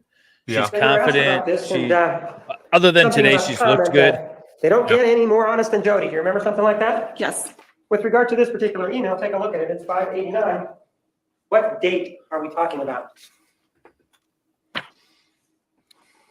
This was January 29th of 2007. Do you know that they actually became an item boyfriend and girlfriend in February of 2007? I am aware of that. So what does that tell you that he is saying that before they became boyfriend and girlfriend? It's telling me that he had fond feelings of her prior to them deciding to become an official couple. At that time, do you know whether or not they said they had the same history that they had back in May of 2008 when these words were being thrown around? No. So presumably, do you have any indication that these words that we've been talking about occurred before January of 2007? No. And how about these other indications that we have that you've talked about getting into the Facebook account, the email account? Do you have any indication that that had happened before January of 2007? That she went into his Facebook account? Not before that time. And you were also asked about this indication from Mr. Alexander about him being extremely frightened because of the defendant's stalking behavior. Do you remember that? Yes. And you were asked, well, did you look for any other points that would support that? Do you remember being asked that before lunch? Yes. And do you remember that we stopped, but are there other points that corroborated that statement? Yes. Really approach. You may. Oh, yeah. Here's the thing, lady lawyer. When you go into cross-examination and leave stuff out, in rebuttal, the prosecutor, hey, the lawyer, did you forget to show you this? Stop it, Your Honor. The prosecutor is ruining my defense. Your rights are behind a paywall. You don't really have them. Not sure exactly what you're referring to, but if you're referring to the right to expert witnesses, the cost of defending yourself in trials, in criminal trials, particularly, especially high-profile criminal trials, I will agree with you. There's got to be a better system. And in fact, Steve Gosney and I had talked about probably a year ago now, like we were trying to spitball on what some good ideas would be to sort of even it out. And a budget for both the defense and the state being equalized in any given criminal trial would be a great way to maybe balance this out. Because the state essentially has unlimited resources. And even if you're Donald Trump, you don't have unlimited resources like the government. Yeah. And in another case I'm covering, the Delphi murders, Judge Gall denied the defense extra money for expert witnesses. So they have a fundraiser up to pay for, so they have to pay for them out of pocket. And so there is a fundraiser up. And Now if you check my Delphi case playlist, I have a fundraising stream to that where you can find the fundraiser thingy. You are allowed certain budgets usually for and then you can for apply experts, to but those then the prosecution said we are going to call in witnesses about this, and this, and this on top of what was already proffered for. So the defense went in, okay, we need money to get our own experts to evaluate this, and Judge Gall said no. Which is so I think that fundraiser is let's see here, it's up to let's see here.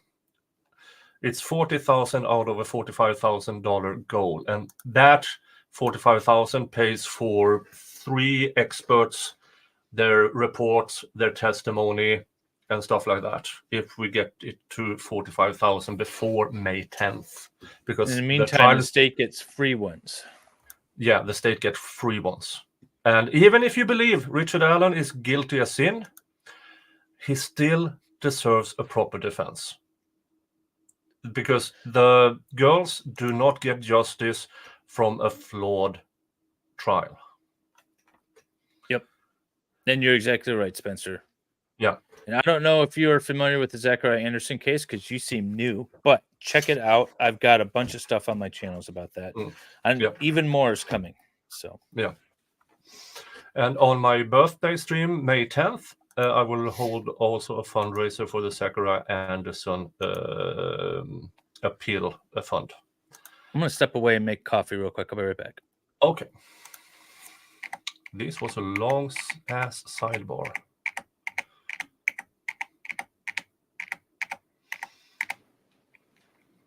And they're done. Ma'am, one of the things that you were asked about on direct examination and with regard to this issue of stalking, you were asked whether or not these scales indicated or were titled aggression. Do you remember that?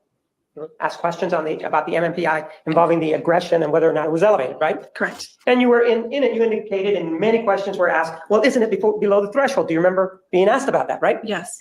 With regard to this issue of aggression as it applies to the stalking behavior, did you see, for example, involving the defendant, any indication from any other points involving stalking where there was some aggressive behavior? You're speaking outside of the MMPI? Outside of the MMPI, correct? Well, there was an, Go ahead. in terms of the stalking behavior, there was indication that she had gone into his Facebook account numerous. Scope, this is regard to aggression only. Sustained. Any indications, for example, that she did anything aggressive as part of this stalking behavior that she may have engaged in? In terms of, I'm sorry, I'm getting a little bit confused with the line questioning. I'm getting a little bit confused with line questioning. You indicated with regard to the MMPI in response to a question that there was this aggressive behavior Yes. scale. Do you remember that? Yes. And that was low in aggression, right? Yes. With regard to any aggressive behavior as it applies to stalking, did you see any behavior that you would characterize as aggressive that involved also stalking? Did you see any of that? I would characterize what I just highlighted, that going into someone's account several times without their permission would be intrusive and aggressive. So that's one. Anything else? Yes, it's theft, stealing his ring. Objection is characterized with the evidence. Sustained. Anything else with regard to, well, Judge, may we approach on that? Okay. And when it comes to rebuttal, they have to be within the scope of the cross-examination. So that is, as I understand this, that's the basis of their objections, that she didn't highlight any of these. And well, Mr. Juan Martinez, Angry Elf Prosecutor, maybe you should have had that in your direct examination. Ariel, is going into someone's account really considered aggressive? It's the that she didn't have permission. That's the part, not that going into somebody's account when you have the permission. Is it true, yes or no, that the defendant took Mr. Alexander's ring? Yes or no? Yes.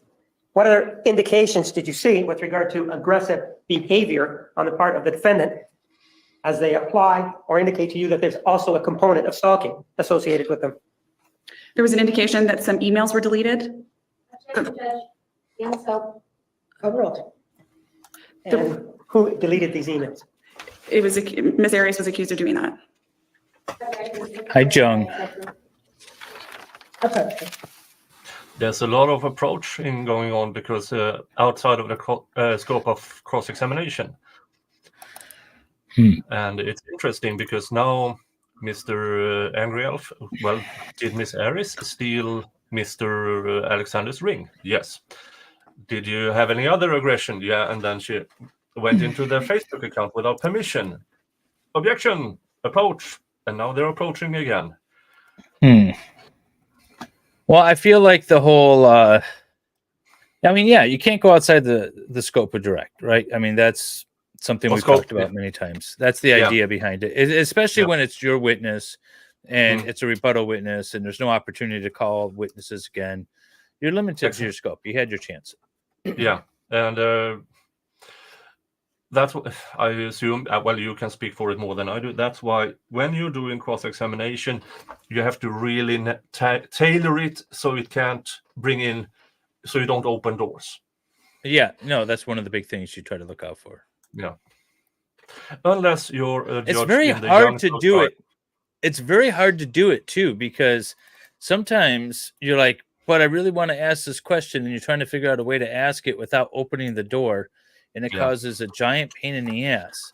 But it's, you know, sometimes you're not able to ask that question because you know it's going to open the door. Something that the Crumbly attorneys did wrong. Deleted emails. What was the source of the deleted email? It was in written communication. Between whom? With Ms. Arias. And I know, but Ms. Arias was involved in communication with somebody, right? Mr. Alexander. And that's the conversations that they had back and forth between each other, correct? Yes. And we've talked about, for example, text messages that were involved. They were also between Mr. Alexander and Ms. Arias, correct? Yes. Is there any reason to believe, for example, that if you have this exhibit, let's just take 445, where they're talking about, it's always something, Jodi, it just gets old. Is there any reason to believe that this one is more true than the one involving the emails? No, they're all written communication. And it's written communication between the two of them, correct? Yes. You were asked about, well, this issue about whether or not you were an expert and the licensing that's involved. And the question yesterday and today involved the definition of expert. What is your definition? And yesterday you did indicate to the defense attorney that it depended on the definition, correct? Yes. So what is your definition of an expert? The definition I was going off of was in terms of licensure. As I indicated when the question was first asked, I indicated that I was an expert as a clinical psychologist because that's what my license is in. And with regard to the state of Arizona, does it offer any special licensing or any special certificate designating anybody, for example, an expert in domestic violence? No. Do they have, for example, licensing or certificates involving the area of post-traumatic stress disorder? No. Does the state of Arizona offer any special certificates with regard to anything other than being a clinical psychologist? For psychologists, no. And in this particular case, does the state of Arizona grandfather people in, or does it allow people, for example, who have been practicing, let's say 30, 35 years, to say, for example, I'm an expert in domestic violence because of the years that I've been spending in that area? No, it just, again, depends on who's defining expert. And with regard to your experience, you've already discussed what your experience is with regard to domestic violence, right? Yes. And in this particular case, you referenced a work, didn't you? What was the name of the book that you referenced? By Lenore Walker? That's the only book you referenced yesterday, Yes. isn't it? Yes. Is there any other book that you referenced yesterday? No. And in that book, you indicated there was certain criteria, right? Yes. What year was that book published? It was 2009. And in that, there was some criteria there, correct? Yes. And is that criteria still valid today? Yes. And what was that criteria? The criteria was laid out for being able to identify someone who has battered women syndrome. The first three criteria are associated with the three domains of PTSD: re-experiencing, avoidance, and high arousal. And then there's three more criteria: disturbed interpersonal relationships as a result of the batterer's power and control, sexual intimacy issues, and body image issues. Those are the 6 criteria. And there's 6 criteria for what? Battered women syndrome. And in this case, do you have an opinion as to whether or not, given everything that you've reviewed, the defendant has battered woman syndrome? She does not meet that criteria. She does not have battered women syndrome. Why doesn't she meet that criteria? There are numerous indicators that suggest that she does not fall into the criteria, such as I highlighted yesterday. Well, give me you talked about the 6 criteria. What are we talking about? We talked about the 3 related to PTSD, the tendency to re-experience the trauma, the tendency to avoid indications of the trauma. If there was any kind of avoidance, for example, we wouldn't see any writing in the journals, going to the memorial, going to his house after the memorial, indications like that. And one of the things that you were asked about was the amount of money that you make in this particular case. Yes. Are you in charity work? Is that why you went to school to become a psychologist? No. And are you aware of anybody For example, do you know whether or not Dr. Samuels charged for his services? I'm assuming he did. And how about Alice Laviolette? Do you know whether or not she charged? Again, I'm assuming she did. Ma'am, there were also some questions that were asked about you with regard to your CV. Do you remember that? Yes. And you were asked, well, you didn't list every single thing that you'd done. For example, you didn't list places or speeches that you had given. Do you remember being asked about that? Yes. And you indicated that you didn't do that. Why don't you do that with regard to every single little speech that you give? Most of my time is compromised in seeing patients and doing evaluations, and I get called in to do things like that, and afterwards I rush to get to another appointment with a patient. And while I think those speaking engagements are important, I rarely use my CV for anything other than things like this, so it's not something that's salient to me and as important as treating my patients. And with regard, are you familiar with what is known as padding your CV? Do you know what that is? Yes. I mean, that's a term that you used yesterday. What did you mean by that? If I put down everything that I did, my CV would be really big. If I put down every single type of client I worked with, every diagnosis, every evaluation that I did, it would be a very large CV. And I don't see a purpose in doing that. So what's wrong with a big CD with, I don't know, 100 pages? I don't know who would be interested in reading it. And I also just simply don't have the time to do that. The other thing that you were asked about, ma'am, was this these tests that were administered. Do you remember that? Yes. What were the and one of the tests that was administered was the TSI, and you were asked about that, right? Yes. Who administered the TSI? I did. And what was the reason that you administered the TSI? I initially decided to give the TSI because a previous evaluator named Dr. Karp had administered the TSI. And what does a TSI do? What is it? What is that test about? It's the trauma symptom inventory. It's a measure of exposure to trauma and just general emotional negative psychological experiences. We've seen some that have the bubble sheet, and we've seen some where you fill in kind of the blank. What kind of test is that? It's the same thing. It's a self-report measure where the person speaks about their own experiences. So do you write something out, or do you fill in the bubble sheet? I give them the questions and the bubble sheet, and they complete it on their own. So there are responses that they can pick from then, correct? Yes. How many questions are involved in that? On the TSI, there's 100. And what did that tell you? Instead of looking at the graphs, what is it that told you? There was a number of different elevations on that test that was consistent with what Dr. Karp found.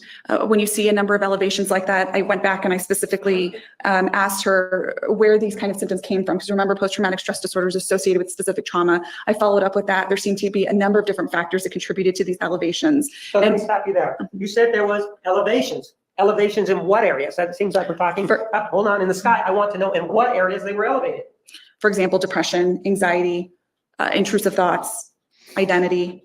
And so if you have elevations in those areas, what are they related to? Wouldn't that be important to know what these elevations are related to?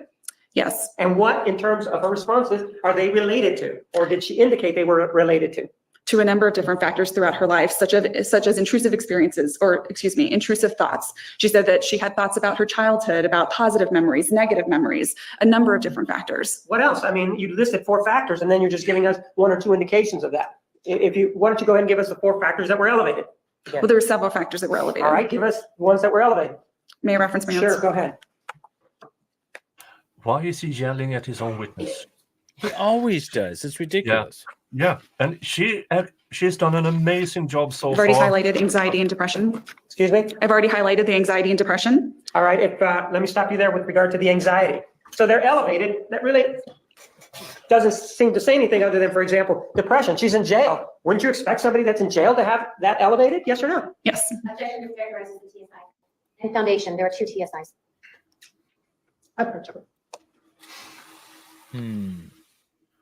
By the way, I am going to jump off a little early like I did last time because I have Baker's mock trial to judge in about 10 minutes or so. I'm going to jump off, and then Nick will carry on. Redirect to the mock trial today. And for everyone who's watching on my channel, Nick's stream, we're dual streaming this, is pinned to the top of my chat. Jump over there, and then you'll be redirected if you want to see me judge a mock trial. It'll be a good time. Yeah, do so, because Dave can't redirect because he's not monetized. But do that at the very end, so Dave gets watch out. Correct? There you go. Correct. How many periods did the TSI look at? When I administered it? Yes. I administered it twice. Right, but which periods is what I'm asking. One was from January of 2007 to January of 2008. The other was within the last 6 months. All right, how about the one that went from January 7th, 2007 to January 7th of 2008? Drawing your attention to that one, Was there an elevation on the anxiety scale? Yes. And what in her answers supported this elevated anxiety? Her item response. Pardon? Her item response. There's a number of different items that would cause that scale to be elevated. And can you be specific about what it was that she said that she had this anxiety about? I don't have specifics of that. Okay, how about this depression? Do we know what she was depressed about? She indicated that it was related to a number of different factors. Such as what? One of the things that she highlighted was that she had thoughts about her relationship with Mr. Juarez. And those elevated scales on the TSI at the time period that you were asked about, how are they related to whether or not that is PTSD or borderline personality disorder? Does that help you or not help you? Well, an elevation in all those different scales, it could be indicative of PTSD, and it also could be indicative of borderline personality disorder. The way that I was able to differentiate it was by going back and asking follow-up questions about what were the exact traumas that then led to an elevation of these scales. And as I highlighted, there's a number of different areas. And furthermore, when you see elevations, several elevations on the TSI, it's also indicative of people with borderline personality disorder. You said there was a number of areas that she indicated, that she highlighted for you, that you talked to her about. What are those areas? The areas or the scales? Or the scale? No, you said, well, you went back and you clarified. I feel like he has a fragile a number of ego. areas. What areas are we talking about? We talked about stress related to being incarcerated, thoughts about the crime, thoughts about her frustration with the process of working with her family and with her attorneys in preparing for the process of trial. There was a number of different stressors that she highlighted. Yes. What's that now? They I don't are know what she approaching asked again. Oh, okay. Always approaching, always approaching.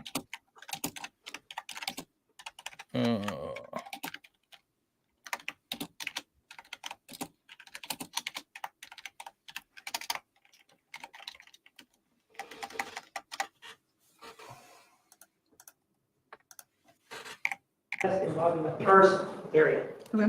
involving the elevated scales on the first test for the first period, Okay. and whether or not that gave you an indication as to whether or not it was PTSD or borderline personality disorder. Were there any indications there that it could be either, both, or neither?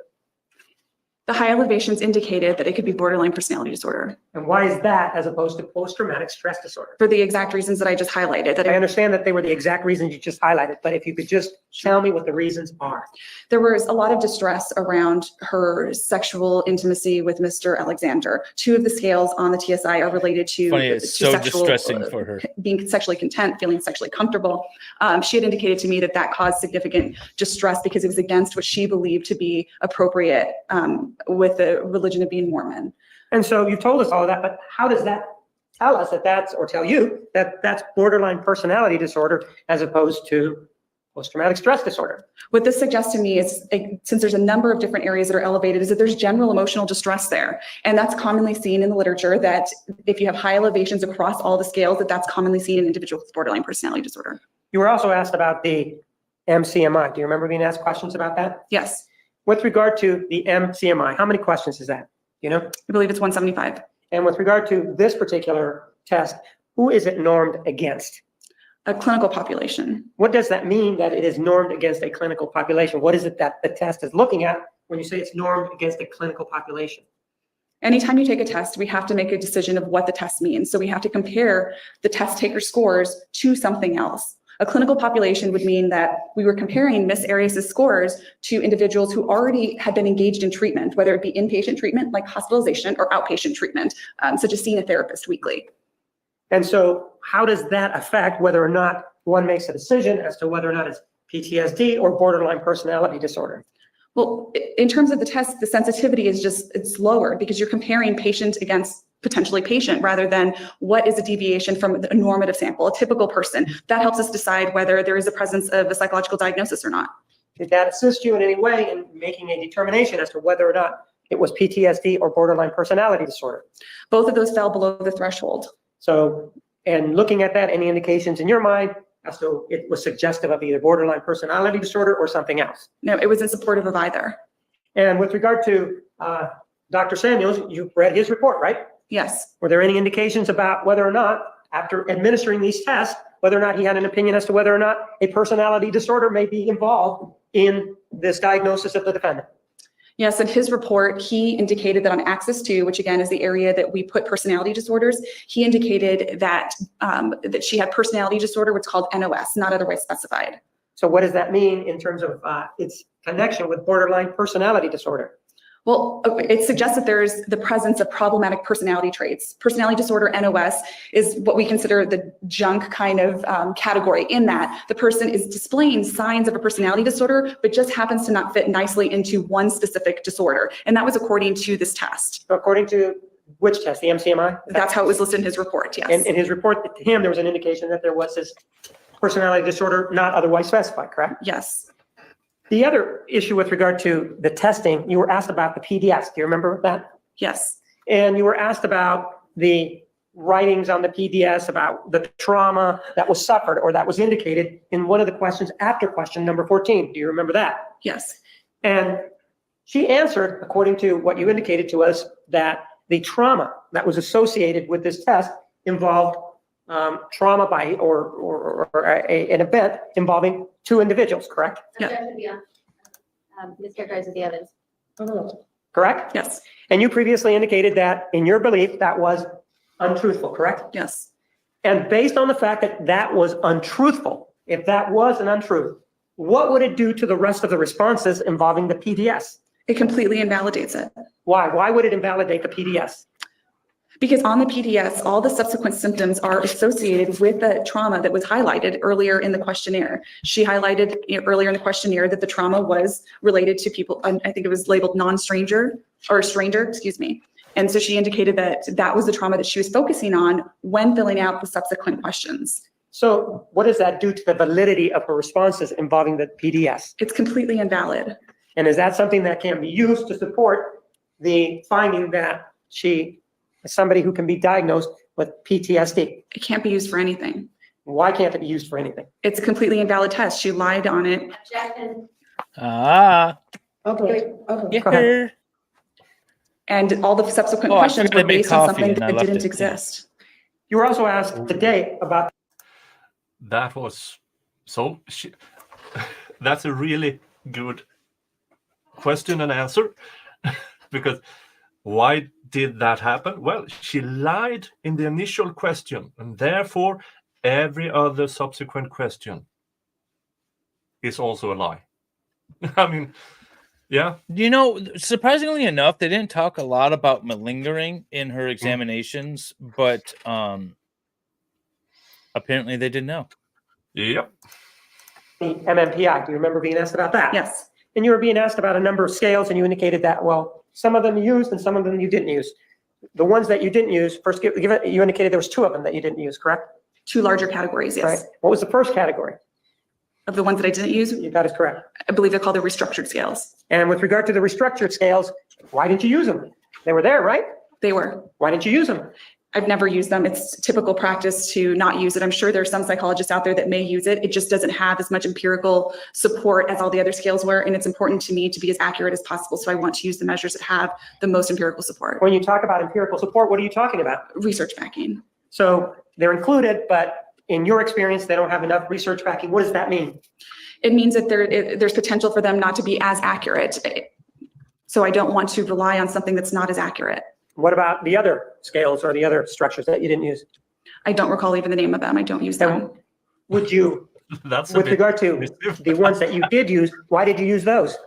That's what's commonly done in practice. Those are the 3 primary scale scores that are used. And something that may be commonly used in practice, that may be so, but couldn't that be wrong? In other words, why is it that you're relying on something that's commonly used? Have you received any education that indicates to you that those are the ones to use? Consistently, this is what most psychologists use. And in my educational experience, that's what we're trained to do.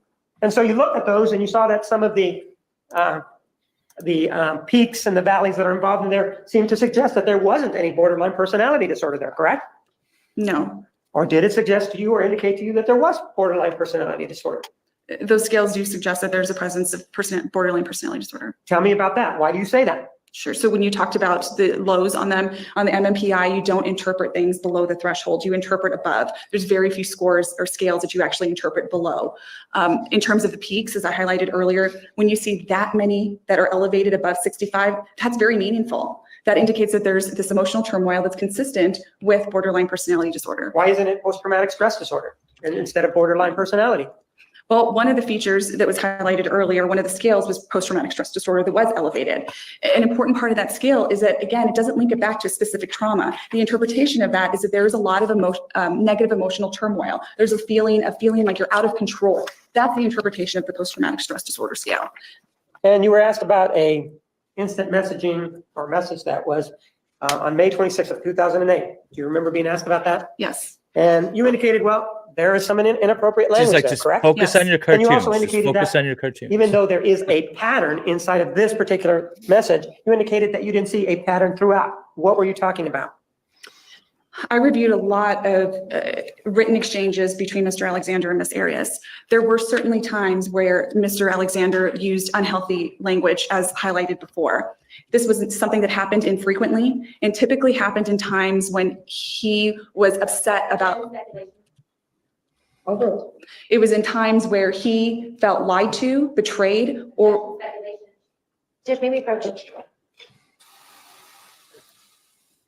I'm going to take this opportunity to jump off and go get ready for the mock trial over on Baker's. Remember, guys, when we're done, jump over to Nick's stream and you'll be redirected. If not, maybe we can. I'll try to put it in the chat. So, but I'm going to jump off now and get ready for that. All right. Take care, everybody. Thanks for sticking around. Nick, thanks for running the stream while I'm gone. Yeah, no worries. The audience pays me for it. Yes, go give Nick all the super chats. All right, see you guys. Indicated that at times Mr. Alexander said felt lied to. Can you give us a specific example where he felt like that he was lied to? There were several written communications between the two of them where he indicated that she was lying about something, that he wrote and called her a liar for engaging in various behaviors. And so when you say that, does that indicate to you that there isn't a pattern with regard to this name calling or use of inappropriate language? The only pattern that was there was that he tended to respond in that manner in times when his privacy was invaded, when he felt like she was being untruthful with him. When he felt like she wasn't being truthful, he reacted in that way. On a day-to-day basis, they had a lot of communication with each other, a lot of text messages, a lot of IMs, a lot of emails. There was no indication that he used this kind of verbiage on a regular basis outside of these situations. You were also shown Exhibit 511. And Chrissy, there's an indication that, Erin. and you were asked about, but it still remains that I cannot marry him. I can't quite put my finger on it, but something is just off with that boy. Well, we all got head problems, that's for sure, right? Yes. Says that. But there are certain things that will never sit right with me. And it says about, doesn't it? Yes. But there's more to it than that, right? It talks about him, right? And then it gives the examples of what she says is wrong with him, right? Yes. And if you can read it, not I'll have to give it to you. What does it say? For example, he always makes that ridiculous joke, families can be forever. Why do you want to spend so much time with them now? Can you pull it back so I can read it all at once? There you go. Read it now. I can't read what that word says. I How about I and then abhor? Can you see that? abhor that. I want a family man. A Where man. Go ahead. A man who takes family seriously. I know he jokes, but that drives me crazy, and it's a big turnoff. But he has told me time again that if he could marry me, it would mean he won the wife lottery. That's sweet, actually. And so when you are just shown portions of this particular item, it seems to indicate that she's saying there's something wrong with him, right? Yes. But then she also explains it. You were asked whether or not it was borderline personality disorder or whether or not it was PTSD. And we Yes. previously talked about it. So this is what what was discussed. You indicated that one of the first item involving borderline personality disorder was an effort to avoid real or imagined abandonment. And you were asked about that. Does she meet that criteria? Yes or no? Yes. Give me the examples that you believe show that she meets that criteria of borderline personality disorder instead of post-traumatic stress disorder. She had a strong desire to maintain relationships. She would engage in behaviors that, again, to an outsider may be questionable as to how this would keep someone from abandoning them. For example, she was found hiding behind a Christmas tree. She would Scope and mischaracterized not in evidence. approach this. Jesus Christ. I mean, the sidebars in this trial almost competes with the Young Thug trial, at least on this particular day. You were talking to us about an indication about her being near or a Christmas tree. Tell me about that. That she was found hiding behind a Christmas tree Whose Christmas tree? at Mr. Alexander's house. All right. Any other examples of these efforts to avoid real or imagined abandonment? She would show up unannounced repeatedly. Would that create problems between her and Mr. Alexander? Yes. Anything else? There were, As it applies to this efforts to avoid real or imagined abandonment. there's indications that this occurred in previous relationships also. And for example, what are you talking about? For example, her relationship with Matt McCartney. Yes? There was indication in the records that he tried to end the relationship before she was willing to allow that to happen. In fact, he had already moved on, was dating someone else who she later confronted. Now, ma'am, there's also number 2, unstable and intense interpersonal relationship. Yeah, this is what happens, lady attorney. You probably opened a few doors during your cross-examination by referencing certain aspects of Jodi's life, as in, well, didn't you know that there was different, not boyfriend, there was some time in between. That, I believe, the prosecutor used to open the door to talk about what happened with other boyfriends. I assume that is what happened. And briefly tell us what that is and the elements or the aspects of the defendant's behavior that qualify her for this borderline personality disorder symptom. It's a tendency to have disrupted interpersonal relationships due to the tendency to either idealize someone or devalue them and have a tendency to switch between the two. Let me ask you with regard to Exhibit 511. In the first part of it, she's talking about there's something wrong with that boy. Do you see that? Yes. Then in the second portion about that, she talks about, I want to be married, and then says, Travis is awesome, no doubt. And she says something about that. Is that the kind of thing that you are talking about, where she says something good and then says something bad? Or or am I not giving you the accurate? Yeah, I would use that as an example. Let me provide a better example of it. Go ahead. For example, after the memorial service, the records indicated that on the plane ride home, Miss Arias exchanged phone numbers with another male, who she then called right when she came home after Mr. Alexander's memorial service. That would be an example to show that at that point there was a devaluing, a despising, that someone who had just lost someone who's very close with that to them was able to engage in a courting behavior like that right after the memorial service. Courting behavior. Overruled. How about identity disturbance?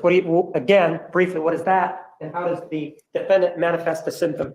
I've talked a lot about identity disturbance, not having a strong core sense of who you are.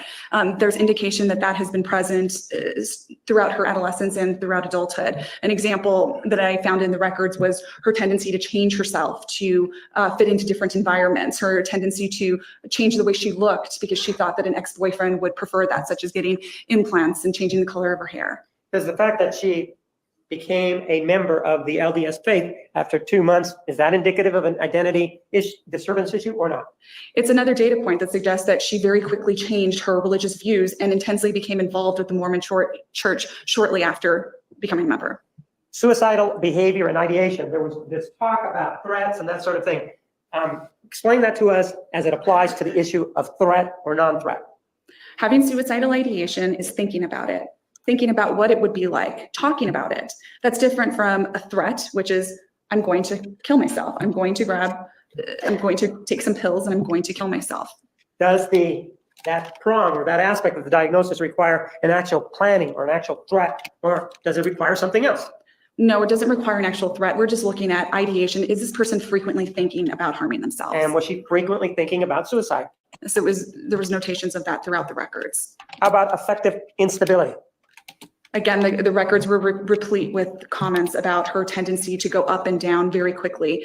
Emotional ability, as a reminder, is that emotional roller coaster that I talked about before, quick changing emotions based on environmental stressors. So for example, someone dropping their keys on the floor, instead of getting a little bit upset about it, getting really emotionally upset about it, that quick change in emotions. All right, well, how did the defendant manifest that?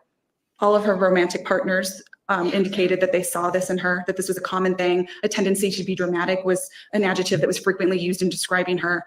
You could see it in her journal entries that went from happy to sad very quickly. Feelings of emptiness. How did she manifest that? Again, I specifically asked her about this idea of feeling empty. She indicated that this has been a characteristic that has been stable throughout her life, just feeling like there's nothing there, this tendency of feeling completely empty inside. And there's inappropriate, intense anger. What is that? Just as it indicates that there's this tendency to feel really angry and upset. Is this related to something like the February 14th, 2007 email where she talked about the destruction involving the door, the window, that sort of thing, or is it something different? You know, something like that. And also there was indication in her journal where she indicated that she just has so much hate inside of her. Well, didn't we also see some scales that indicated that the anger was low? Do you remember seeing those? Yes. And which test was that? That was on the MMPI. And doesn't that speak against what you have there? What I was trying to explain before is that the name of the actual scale doesn't always go along with the interpretation. As I described before with PTSD, there's other scales on the MMPI that indicate, that have a component of aggressiveness and anger in them. And there are two of those scales that she elevated on. So ma'am, how does that, again, how do you reconcile this intense anger versus what you saw? On the MMPI? Yes. That there is some indication that she has some anger problems, that she had some strong feelings of anger internally. And again, Which scales? which scales are we talking about? May I reference things? Sure. Yeah, this is not good for the defense. Supplementary elevations, supplementary scale. I do have to say, I felt strong. What's the word I'm looking for? I felt much better after the cross-examination about the testimony than I am with this rebuttal or redirect, because, yeah, I'm not a fan of his style. Excuse me. There's a component within the addiction admission scale and addiction potential scale. And now that we have the scales, how do the numbers or the elevations in those scales, how do they, if you will, correspond or not correspond with this inappropriate, intense anger that is indicated in somebody that has borderline personality disorder? It suggests that there is some evidence of aggressiveness and anger inside, internal anger. This May 26, 2008 email that was referred where the victim, where Mr. Alexander does use some words that you classified as inappropriate, correct? Yes. And you also talked about a pattern of not behavior, but a pattern in these particular items as it involves the interaction between the defendant and Mr. Alexander, correct? Yes. And in this particular item, can you walk us through it, showing us what the defendant did or said as part of this and how Mr. Alexander responded involving these words? Sure. May I have the... Sure, take a look at it. Read it and then let me know when you're done reading it.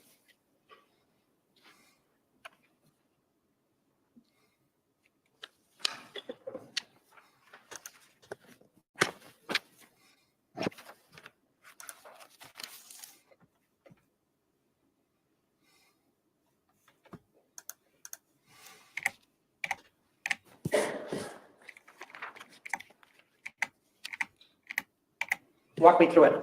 This is another situation where he was upset about her invading his privacy. And as a result of that, did the conversation continue? Yes. And when he first started this conversation, did he use this language that has been posed to you about the words or that sort of thing. He was very stern at the beginning. But was he using those words in the beginning? Not at the beginning. And then what happened after the conversation continued? It escalated. He asked her to be truthful. And was she truthful about it? Objection, speculation. In the view of this May 26, 2008 document, in his view, as he continued to escalate, did he believe she was being truthful? Objection, speculation. No. And so what happened then? They continued to argue and talk about it. Did he make disparaging remarks about himself? Such as being nothing more than a dildo with a heartbeat? Yes. Did he also make disparaging comments about her? Yes. And then did it escalate to some of these names that were being called? Yes. Oh, And is that character assassination? Using those words to impact your character, it could be considered that, yes. But just because they are character assassination, does that mean that there's a pattern that they have dealing with each other in this way? Or is it just a pattern in this particular argument or the arguments that they had? Related to those incidents where they had these exchanges. And is this a pattern of abuse involving all of these conversations, or is that just a pattern inside of this particular conversation? It was, Objection, goes beyond scope of expertise. it was a pattern within those conversations, not across time. And other than the defendant's statements about the physical, according to her, those 4 physical issues of violence, were there any other issues that she described of violence other than the 4 to you? No. And also you were able to review the instant messages and the text messages, were you? Yes. And as a result of that, do you have an opinion as to whether or not she was the victim of abuse? Objection, goes beyond scope. Approach, please. yeah, it's roughly 10 minutes left of this, played in 1.25, skipping over the sidebars, and then I will redirect you over to Baker's stream as soon as humanly possible. I will post the link to Baker's stream over at Dave's, so you can get there.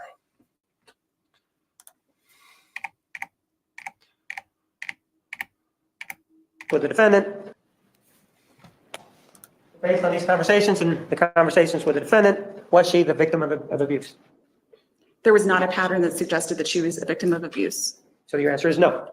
Right. I don't have anything else. Thank you. All right, ladies and gentlemen, we're going to take a 10-minute recess. Okay. If you have any questions for this witness, please leave them in the basket.